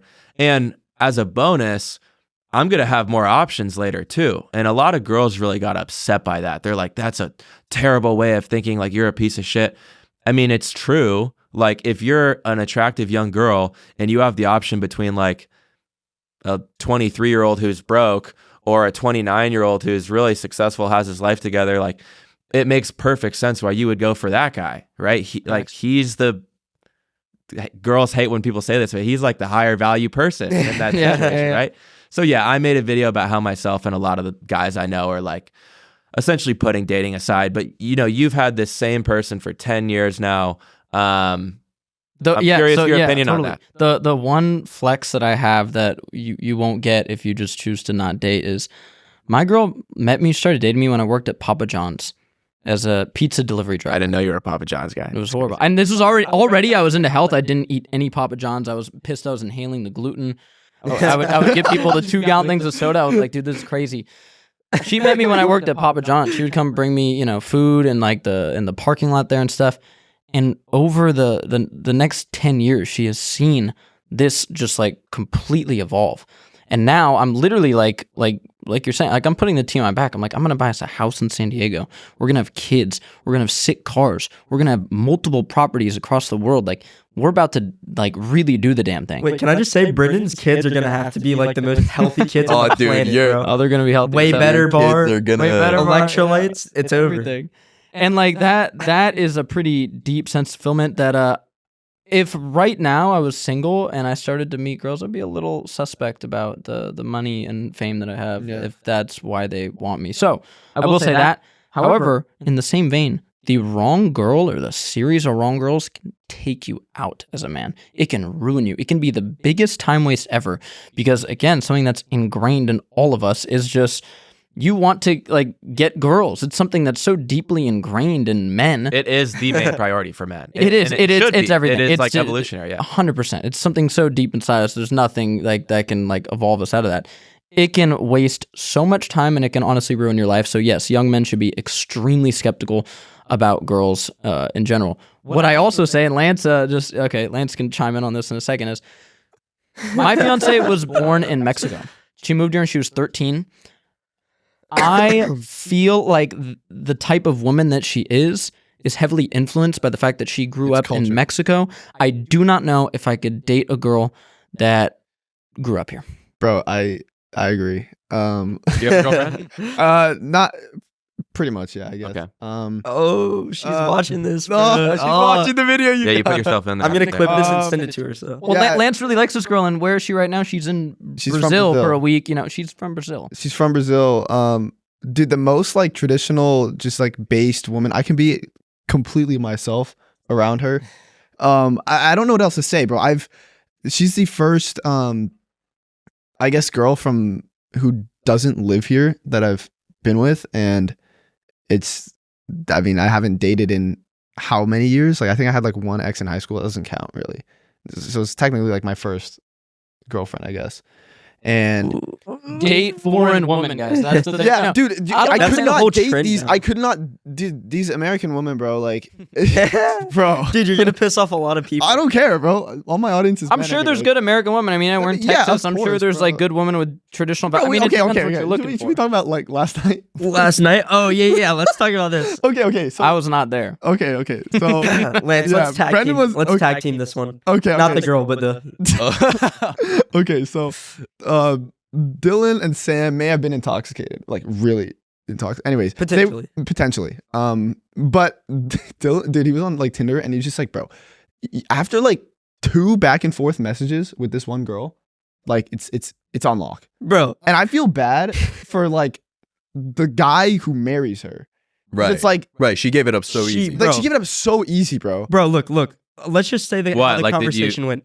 Gave what up? In what context? Bro, well, I'll say it right Gave now. it up. What was it? Bro, we were this just is like so we were just messing around on Tinder, bro. It's like a fun little thing to do. We messaged this girl. Don't say exactly what she said. That's too. I won't. But she just talked about literally her second message was like relating to like she was like Bro, I just can say say it, bro. Just Yeah, why Just would say I it. say Just it? say What? it. Lance, Just say it. Lance, Just bro. say it. Not based, bro.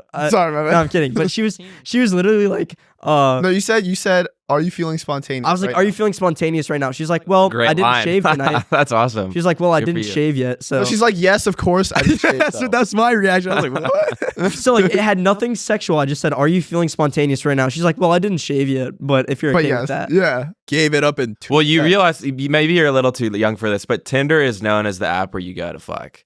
And Oh, then we're- Hinge is like a short-term little more fun. dating, and then Raya is like if you, I don't know, that's what it seems like to me at least. Oh, for like there's sure. different dating apps for different intentions. Tinder's known as What like, makes fuck. it even Wait, funnier why- is her bio said, I'm looking for a long-term relationship. Open to If this girl's short-term watching, bro, fun. shout out to her, bro. Raya's the But that's just like, okay, the okay. important people one, right? Yeah, Raya's like you have to apply, and I was on the wait list for hella long, and it's like fucking You're already at $50 the a bottom, month, huh? and it's like it's ridiculous. It's And to just be like honest, I think dating apps. It's not even like about. It's just, bro. It's like Dating apps are so Dude, artificial, it's so bro. it's I so don't- bad. Like it's not. You're not gonna. Okay, no. Everyone knows this. You're not gonna find a wife on a dating app. To be honest, I in like 99 times out of 100, I would agree with you. But I actually, to be honest, have very little experience dating because I've always been so, I don't know, like very picky and focused on just like growing my stuff. But I did have a short relationship in high school. I met her. I was like underage, so I shouldn't have even been on Tinder. And I met her on Tinder, and she was like the coolest girl ever. And I haven't talked to her in a long time, but she was like a very genuine, nice person. And that's a very rare situation. Oh, 100%. But it can happen. No, Like, I you can agree. find- I agree with that. Obviously, there's gonna be, diamonds in the rough, but Bro, I think there's too much to lose. Like, bro, I have like Tinder and Hinge just for fun because like it's fun messaging people. I've literally like will meet girls, talk about hanging out, but I never will because like, dude, I'm not taking that risk. There's a lot of risk involved there. Like if they know you, especially without telling you, you could be cooked, bro. Like they could do some sketchy stuff, bro. That's It's a not great- it's not worth it. Well, that kind of opens up a great topic. What is your guys' experience with, getting girls? How has that like changed with, the added influence of your platform? Bro. that you guys both have. Dude. How many followers do you have on Instagram? 176K. And what do you have, like 130? No, I'm almost at 100K. Oh, okay. But that's still I Bro, just said like more 90 than something. 99%. Yeah. The dude, it biggest- hasn't changed for me because For- I don't Really? use my dude. Well, I don't reach out. Holy I've never shit. like DM'd girls. But you have and a shit. but I'm saying they. Dude, No, for but me, this is new. This is new though. Oh, okay, I've been doing For me, I never really like outreach to people. I never. It does affect your shit though, Lance. You think even the girl you're with now doesn't like? Oh, you go out and we'll be walking, we'll get recognized. People run up and take Oh, that is photos. true. Like, it on our first date, I got recognized like 3 times. it was like, it's a thing. That bro, helps. wait, should I tell them about the plan we have tonight? No, but I won't say that. No, But say it too. The plan is good, bro. what's the I- plan? Foolproof plan. It's for no, Dylan. wait, no. Let me just say. We're gonna be Dylan's fans. Let me answer bro. the Oh, question. yeah, yeah. Let me answer the question. But are you just like the man No, and mechanics? So, like, what's bro, going on? here's what happens, bro. Off rip, there's 2 things. Either the girl gets really scared. She's like, "Oh shit! Like, what if I do something bad and he talks about me?" podcast. Or they just start like glazing, bro. And it's like neither are really good because I just don't like when they know me for that first because I'm not the same on and offline. Like sometimes I am, but like I don't know, bro. It's definitely like made it really easy, I would say. Like if you DM someone, it's more about the check mark, like the verification than it is the following. But you can buy that these days. Yeah, I know. That's what I'm Yeah. saying. But people don't realize it, bro.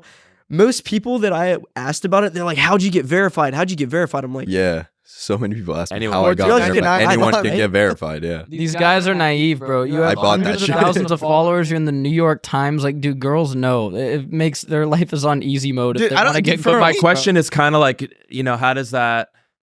So my experience has actually been the opposite of what you'd think, right? I feel like And I've heard this from like girlfriends, right? They've told me, like, yeah, I'm sure a lot of girls look at your profile and they think like this guy just wants to sleep with me, and then he's out the door. I agree. So they don't I even agree. entertain Yeah, the option. Whereas like I feel like a little while ago, a couple years ago, like it could be definitely looked at as like an advantage or whatever. But I feel like a lot of people would be surprised by this. I actually don't sleep around at all. I don't go home with girls from bar. I barely even go out anymore, but I don't like sleep around at all.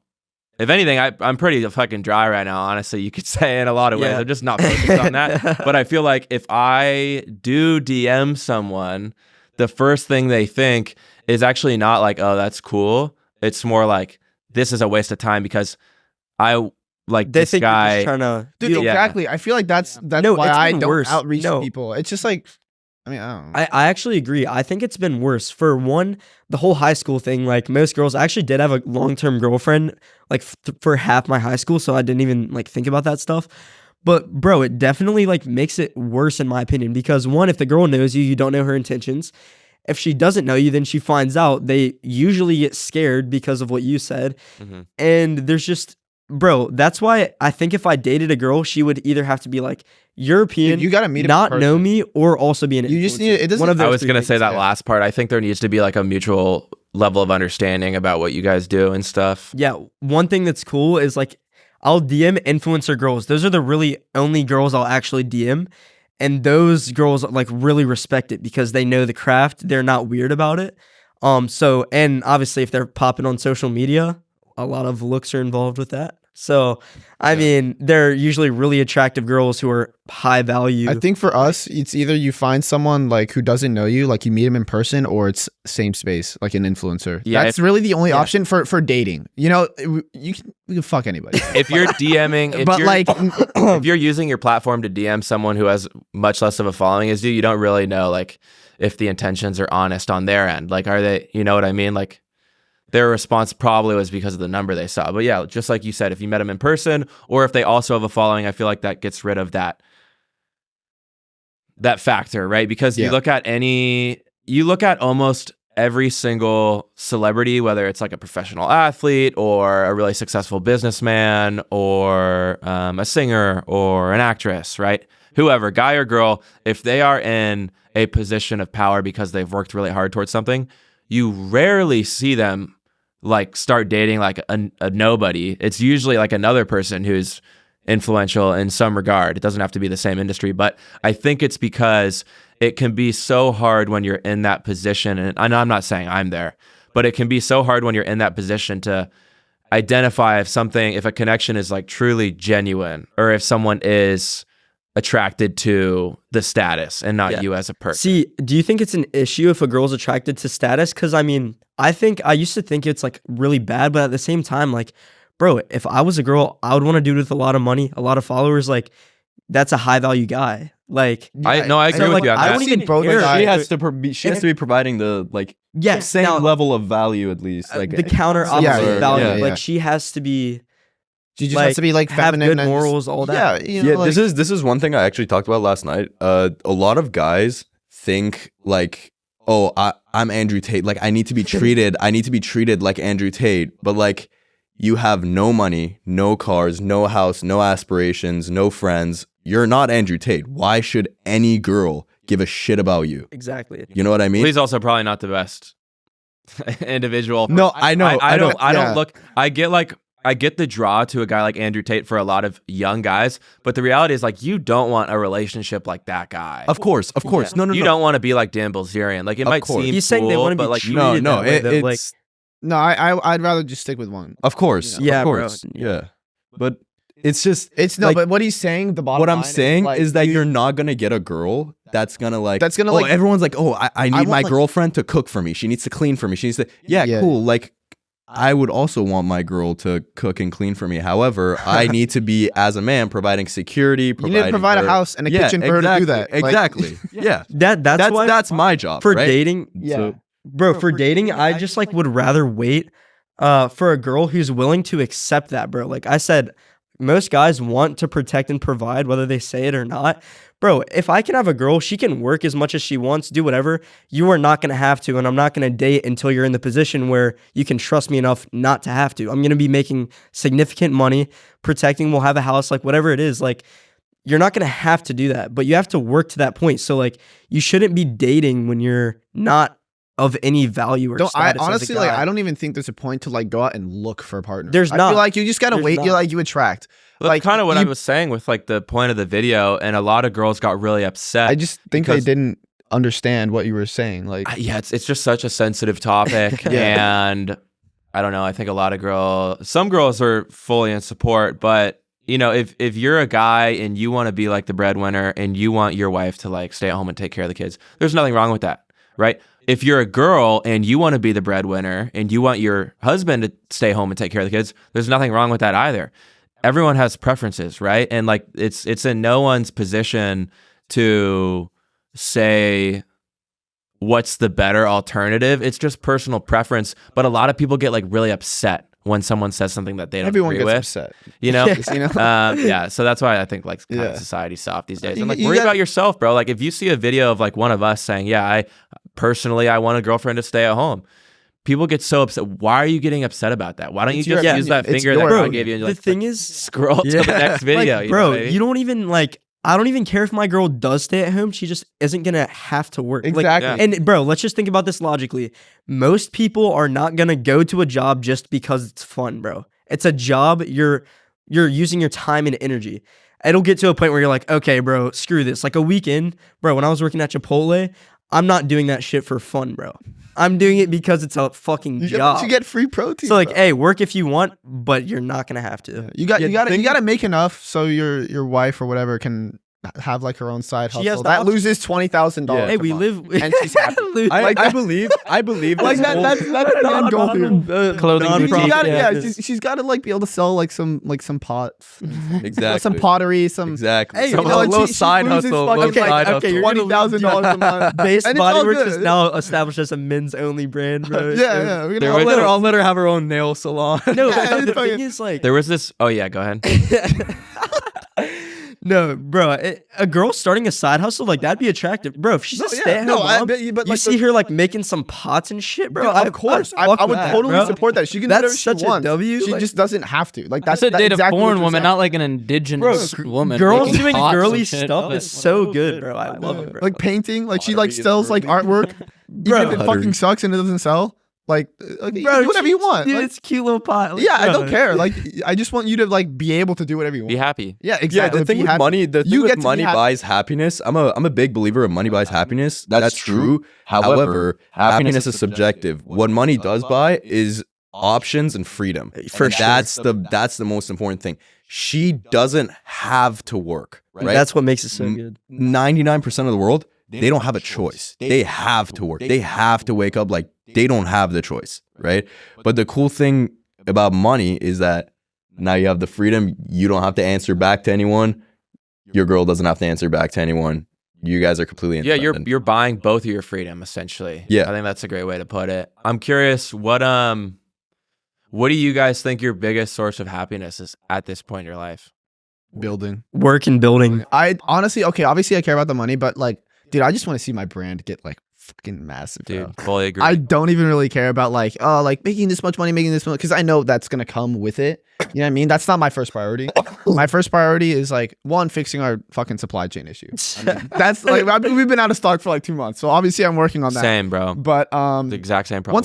once I fix that shit, dude, just like getting in stores, you know, just having everyone just like talk about Based, which is already happening, but it's like we don't have anything, you know. I just want to build an empire. Like I said earlier, that's what gives me fulfillment. Nice. I think yeah, I mean, what about yourself? For me, Same I don't thing. have any. Well, I guess if we're talking like supply chain stuff, like, bro, what I love what I'm doing because my workers love me, bro. Like, I literally get them food like 3 to 5 days a week. So, like, and they're working long hours. And the thing is, like providing these jobs where these people are coming to work happy, excited to work. They see the vision of my brand. Like, bro, just watching it grow. Like, and also the money, it's kind of like, if you have a good brand, you literally are not going to have to worry about money whatsoever. It's just going to be there. So like, it's more about focusing on just having good products and just doing the right thing. Like, if you do the right thing, usually money comes along with it. Dude, I 100% agree. About a year ago today, I just wanted to be really rich. I wanted like a crazy watch, wanted the car, all that stuff. And now you could literally say, I'll give you $1 million cash, Lucas, but you have to. Or like if they're buying your company for $1 million or something like that. I would say no. Yeah. It's not even about, and I could start another one, but like I enjoy like growing this thing so much. I feel like we're at like the pivotal stage right now, like right before the curve is about to go exponential. It's so fun. What about you, Brendan? I mean, I feel like you have so many good things going for you at this point. You have a great relationship, like your business, your health. Yeah, I mean, what drives my happiness is health and spreading the message about health. Those are the most impactful DMs I get. If I didn't have any of these products, I would still do what I do in terms of talking. I didn't even know he had a supplement brand. Like I was seeing him on my shit. I didn't even know he had supplements. Yeah, the most first of the like content I month or make two. is just, I'm just trying to help people. I think you have a great balance. Yeah. You need to, you can't be like pushing promotions and products. No, and what we're all just talking about is like, we're all like sold out right now. Like I have 2 flavors of electrolytes in stock. What you're supposed to do, and you do the same thing with your clothing company, what you're supposed to do is raise the price to slow velocity of those electrolytes or of those shorts, of your shampoo. That's what I just did. I literally just did crank that. your price up and up and up until the velocity goes down. I don't want to do that because I don't want somebody to feel like, wow, these electrolytes are $47. They're $30. They're $1 per serving. Yeah. Then I can't talk my shit if these are cheaper than Gatorade. These are cheaper than Prime. I can't do that. And for you, like, yeah, you should probably be selling your shorts for more money is what a traditional, if somebody came into your business, would tell you to do. But you don't want people to feel, it's like this new wave of people know, they see through shit way better because of social media. So they want to know, dude, I can get these shorts for this price. Might be sold out right now, but they'll get them. It'll be a fair price. If anything, it makes it, like the demand is crazy. Like, bro, I restocked yesterday and I didn't put out an email or a text or an Instagram post or anything. And our warehouse actually restocked all of the shorts, right? Because they came in. I thought it was going to take them until Wednesday to do it, but they were able to do it yesterday. And they didn't even tell any of us like at the exact time when they did it. It just, I think it was like 12:30, right about noon. They listed it on the website, and right away, like orders flying, dozens and dozens of orders, like almost 100 orders in like an hour, right? Because so many people had set reminders, like on our website, you can go and click like text me or email me when this is back in stock. And with zero advertising, like I see that many people are stoked to get it again. It makes me really happy. So you're 100% right. I could raise the price and maybe eventually we will, right? Because my goal long-term is to be more like a Lululemon or Viore in terms of like quality and status behind the brand type of company, as opposed to something like Young LA, which is more like tons and tons of like cheaper-ish products. Yeah, watch Young LA once, and that's all you got. You know, I've had Young LA stuff, man. It's like they're making money, good for them in terms of a business model, but like I just don't. I would rather make less money and be a different type of company. And so I know a lot of this is one thing that I really want to get to before we run out of time. I think we got like probably 20 minutes left, 15, 20 minutes.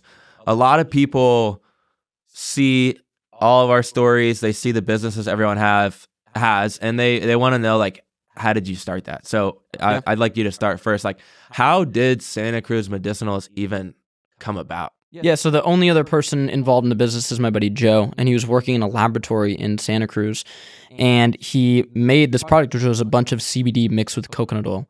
And he just made the product, and like it was just an unlabeled jar, and we started giving it to our friends who are athletes. And then like my mom's friends started taking it for pain, because CBD is amazing for pain, anxiety, all these type of things. And people just wanted that so bad. Yo, can I get more of that stuff? Oh, it helped this, it helped this. And we're like, we need to sell this. And we started out with one product. And that's another suggestion I'd have for people. I've told people is start out with a few products. The overcomplication of people when they want to start a brand is insane to me. People are like, I need 7 LLCs, I need a lawyer, I need a product line. What are you talking about? Can you sell one thing? Because if you can sell something to somebody you don't know, you have something right there. And so, and like that's how it started. We had the CBD coconut oil. We built out the CBD brand, but CBD is more niche. It's for older people. Oftentimes they're in pain. And so then we started to make the actual just health and wellness products. And we just make stuff that people want. Like the food of the gods we make was literally a product that doesn't make a lot of sense. It's kind of like some random ingredients in there. But I was making this, and my friends who are athletes kept on coming back for it. I want that. Let me get that. And somebody said, dude, it's like the food of the gods. Let me get that. That's how we started, is with one product, and we built out from there, and that would definitely be my advice for everybody. Dude, I love that. And I feel like that's such a good way to put it too. People do overcomplicate it, and there's this great book called Ready, Fire, Aim. And it pretty much is saying exactly that. So many people worry about every small little detail before they launch the business. And then by the time they do launch their first business, you've spent all this time and money, and you realize like, no one wants to buy this thing that I'm selling. Everything we do in here is insane to venture capitalists and those type of people. We don't spend money on ads, really. I mean, a couple influencer things, Yeah, whatever. everybody in here is organic. Yeah. And we are sold out of our product. It's insane. That's not how most businesses scale. This is a completely new thing. It's like, it doesn't make sense for a lot of people. Oh, you make this much in revenue? What's your ad spend? $500. Yeah. What? How? Yeah. It's crazy. What? Yeah. Well, that's what authenticity buys you. Authenticity and you giving up the opportunity to, take other deals like quick money, like I said at the beginning of this podcast, buys you the ability to have that trust and authenticity when you want to promote your own stuff. Yeah. And you've done the same thing, Dylan. Like, how did you start with yours? You were just like, So, people want to know more about your hair. bro, and then- mine was the definition of just throwing myself in the pile of dirt, bro. Like, I don't know. It was literally But you were That's using not the phrase. You were using salt spray, right? So Like, look, you- so I started making homemade salt spray for myself, and I literally went viral for it. I was known as the salt spray kid because I talked about it. I was like, bro, put this shit on your face, gets rid of acne. It kind of works because when you're at the ocean, I realized I don't have acne. My hair looks really good, all this. And then literally some dude just told me, they're like, bro, how are you not selling this? Like, everybody wants it. I'm like, oh, well, they could just make it at home. And they're like, well, people are lazy. They would rather just buy something. So I'm like, all right. Started it, literally did pre-orders. So I had no product to sell. We had like over 1,000 orders, and I had to say sold out off rip. And then I was screwed. I thought I was done for. PayPal sent me a thing saying we're like going to get banned because we're not shipping out orders. Then I go to my dad. I'm like, Dad, we got to like do something about this. And then he's like, all right, ordering 1,000 bottles. Let's just get it on. And then started selling like crazy. Never stopped. Every single month, we've pretty much doubled our sales. That's awesome. So it's just, Good for you, man. yeah. That's great. Yeah. I mean, literally, it's just like people are afraid of mistakes and they think they need to be perfect on the first time around. In reality, like, I'll tell my little story real quick. So I started Squid Hoss because I wanted a cool pair of workout shorts, right? So I just made a pair for myself.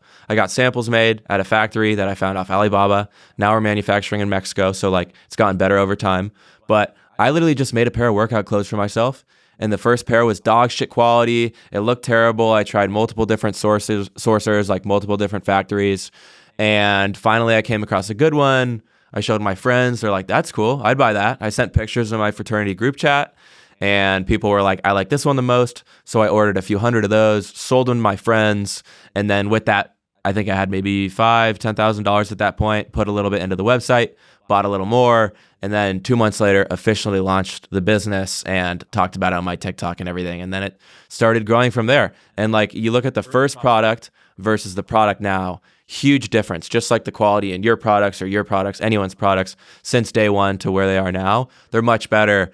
You just have to go and try. And like, there's this great saying, I believe it was by Sarah Blakely, the founder of Spanx. I could be wrong about that, but she said, if your first product is perfect, you're waiting way too long. So you just have to go. I have and a then it question grows over about time. your shorts. How did you deal with the sizing issue with how medium, large, extra large, all that? Like, was that not a big issue if you don't have a ton of capital to start with? For sure. Like when I first ordered stuff, I had 4 colors. I think it was black, white, brown, and the dark green. I think those were the first 4. And so I ordered 100 of each one, and I ordered 20 of each size: small, medium, large, XL, XXL, right? So the same of each size, same of each color.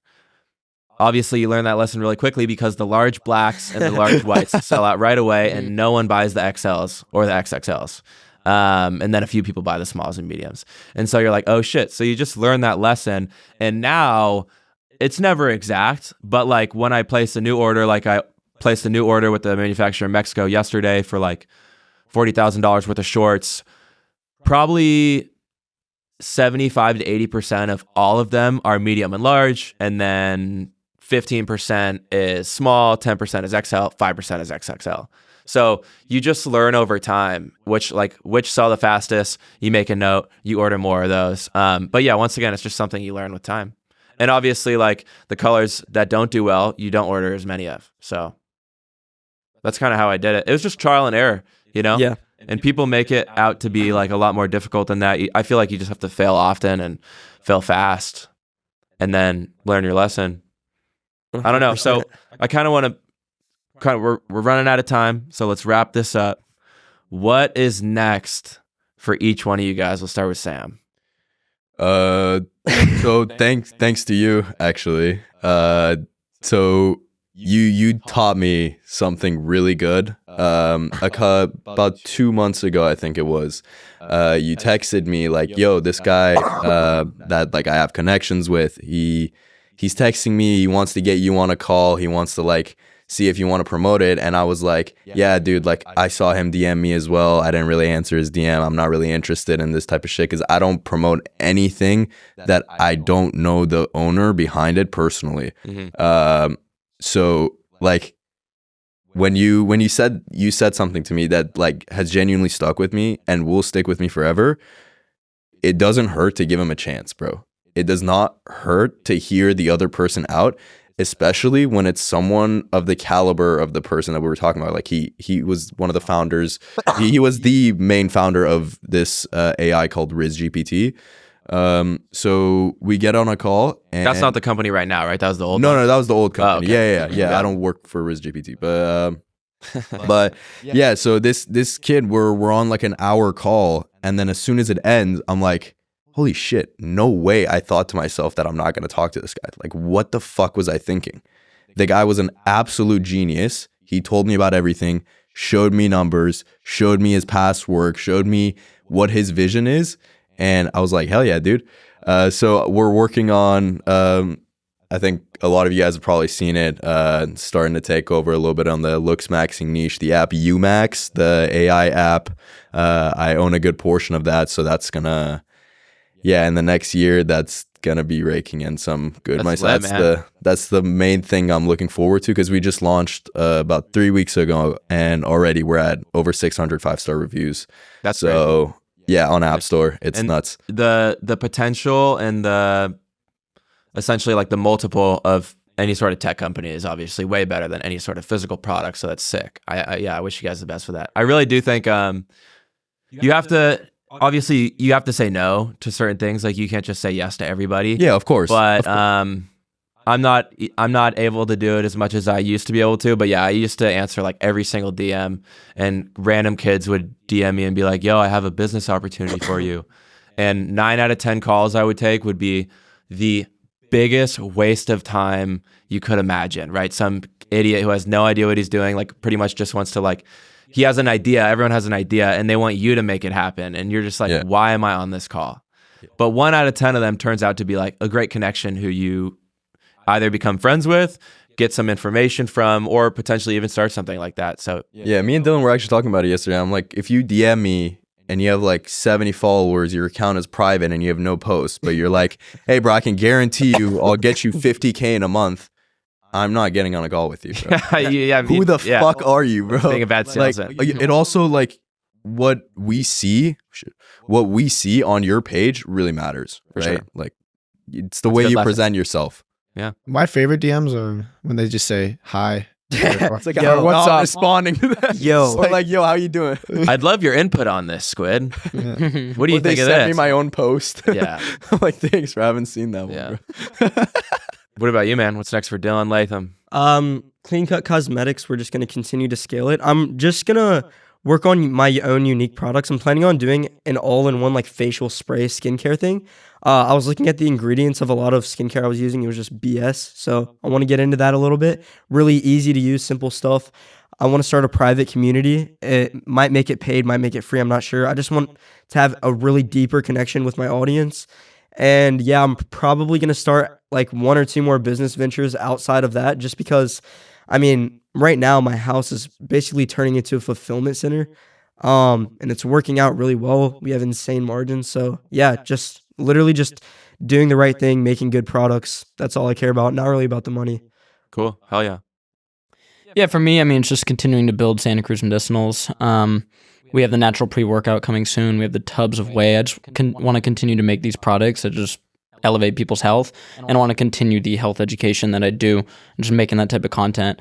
That's the most impactful stuff, and impactful DMs I get is when somebody, whatever it is, fixes their eczema or something, or just like loses like 100 pounds. Like, that's what fuels me, and I'm going to continue to do that in a big way in 2024. Dude, fuck yeah. And I need to hit you up after this and get some advice on like all of the individual things I should be taking. Absolutely. Because I don't even take creatine. Everyone's like, bro, you need to take creatine. And I'm like, I don't take anything right now, but I should. So I got you. Yeah. hell yeah. For me, it's obviously scale my business. Samzia pomade coming out soon. No way. Signature pump. You know, We gotta get shampoo and Yeah, conditioner. so you know how first, his like shampoos are super clean and like black, and it has like is it your signature on the box there's my on the signature. yeah on the box and shit. So it's like it's not really gonna be like my face on the pomade. We'll It's just gonna like be, throw kinda his like- it's gonna be like signature on. It'll yeah be like based and then with like his signature, whatever. Yeah. We'll make it. yeah super we'll make it clean. super simple, super But, clean, but it's Yeah, outside of business, I really want to grow on YouTube. Like YouTube has been, I've always wanted to be a YouTuber, and I'm finally picking up. Like, dude, I went from getting like 3,000 views on long forms to now like I've gotten like the video I just posted like 2 days ago or yesterday is a 6 out of 10. It has like almost 40K views in one day. Explain what a 6 out of 10 6 out of means. 10. So basically, YouTube ranks your last 10 posts in order. So if I post one video, it gets 100K in a day, for example. That's a 1 out of 10.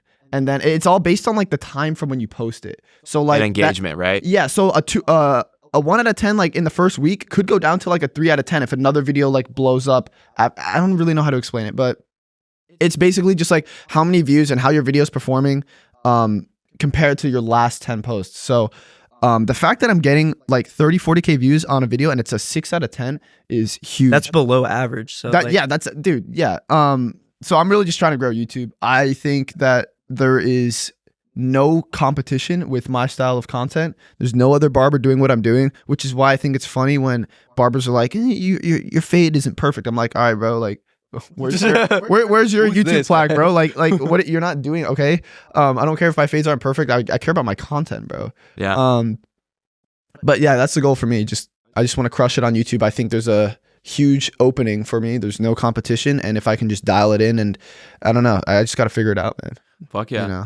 Well, that's one thing that I'm like, obviously I'm trying to grow my businesses and everything as well, but I'm also really trying to expand my platform onto YouTube, because up until now it's been like no editing, raw form, short form. Well, you're doing great with the podcast. Like, Thanks, man. You're doing really great with this.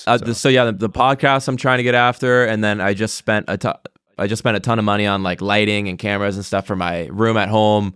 So like coming the new year, I'm gonna essentially start like more long form, 8 to 15 minute long expansion videos on certain topics. I'm curious, do you guys have any advice for that? Because I'm very, very new to the long form, high quality edited YouTube world. It's all about your title and thumbnail and first 5 seconds of the video. Yeah. It's literally title and thumbnail, and that's what I struggle with. I feel like for me it's hard for me to put like a haircut into like a thumbnail, and you want the thumbnail, you want them to be to understand what the video's about without even reading the title. It's like your hook, yeah. It's so important, and honestly, I think that's what's missing with me is I haven't figured that part out yet, because I feel like my content Also, it doesn't have to be perfect. Like, get the reps in. You know. Yeah, this, that's another so- thing. Get the reps in. If you look at my YouTube videos 6 months ago versus now, it's an insane difference. It's actually Yeah, crazy. and- Like, I literally just used to make like longer TikToks. Now I actually have like structure. The videos based around a title and thumbnail that's brainstormed and created before I actually film the video.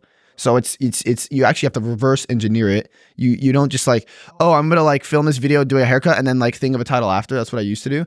You have to think of the title and how the thumbnail is gonna look, because again, that's the most important part of the video before you actually go and execute it, filming it. That's I have good a advice. question So- for you. The Yeah. podcast. Most podcasts like literally stop so quickly. You've been like pretty consistent. Do you think like this is something you're just going to continue to do just for here till the unknown future? Like, Yeah, but because I treat every podcast as like genuinely a learning experience. Yeah. Like whether it's you guys or some big 40-year-old businessman or, you know, like a professional athlete or a DJ, whoever.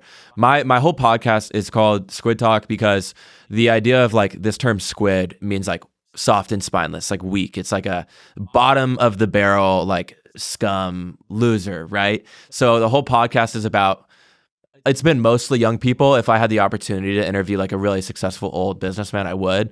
But the idea behind it is like hearing the story and learning about anyone who's young, ambitious, and killing it in any sort of creative way, right? And like obviously you guys all fit that perfectly. So that's why I think this one was great. And so yeah, I treat it as a learning experience. That's why like that's where my questions come from. I also treat it as an opportunity to meet new people, because if I were to just hit up like Brendan, for example, and say, hey, you know, do you have 2 hours to talk on the phone? I'd love to hear your story. Well, he'd probably be like, well, I'd love to hang out with my girlfriend and not talk to you for 2 hours, you know? But at least like when you go on a podcast, it's like mutually beneficial. Yeah, we all get. So I see this doing really well. Like everybody wants to hear you talk, and most podcasts fail because people just quit. Like, bro, Dude, I'm excited to be on this early because I see this being huge. Like, Yeah. thanks, man. we're like You the should do this. pioneers, bro. We We're got to like do. the Look, give it like 10 years, bro. We'll come back here. I'll be at 100K. Live. do one once a will be week, 10 years, right? bro. Like A year. Once a bro. week. A year. So I'm really busy. I travel a lot. 10 years. I'm really trying, like my goal right now, realistic, is once every 2 weeks. And then starting like maybe February, I'd love to get to the point where I have enough subscribers and content and like kick around my name where I can be doing once a week.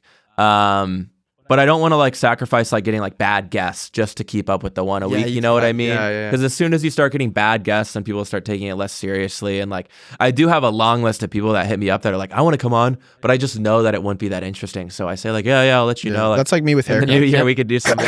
It's like me with haircuts. I can't take every single client. Exactly. You know what I mean? You know, But I totally think you were saying before you want to do like the 8 to 12 minute like bits of the podcast. Dude, honestly, do that Yeah. for a second. Dude, do it on the people have same horrible channel. attention spans. Like, Do that upload as your main clips. type of content, because I think this is really great. And again, like you said, people get scared watching like a 2-hour podcast. for sure. I don't watch have the a It's good podcast. like an thumbnail and investment. title Yeah, for the podcast clip. It'll there's- go crazy. We had for sure. what, like 3 sections of this video. I guess the first and the last section are kind of the same. It's like business related. Then we had like the girls related. So it could be Yeah. like dating. You could make a Dating with 8 looks maxers. Exactly. Okay, That's why sure. Yeah, literally that. You Yeah. can make a section. Every podcast has different sections. Literally just chop those up into 3 different YouTube videos. Yeah. It's And like with I- YouTube videos that you chop into TikToks, except this is a 2-hour thing. So Exactly. you know There'll what be I a mean? lot of clips, especially from this one, because this is the longest one with the most diverse, you know, different perspectives. And yeah, like I have like 3 guys on retainer personally that I'm paying now to manage my YouTube, both the podcast and the short form. And it's like a big risk. Like I'm not making crazy money, but I'm now paying people like $3K a month, and plus like however much the podcast costs to rent out a single month, and that's another $1,000 as well or more.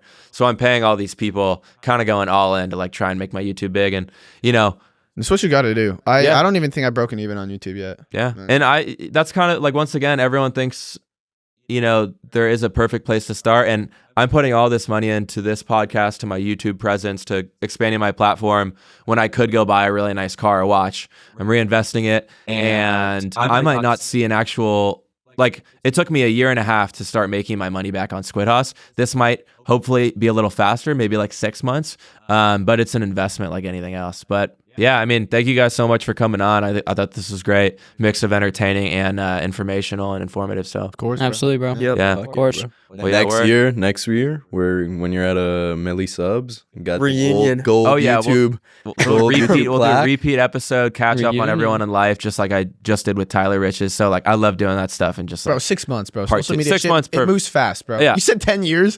yeah. Well, yeah, We're gonna thank be you. dead in 10 years, man. World War III, man. Who knows? But yeah, thank you guys so much for watching or tuning in whatever form, Spotify, YouTube, whatever.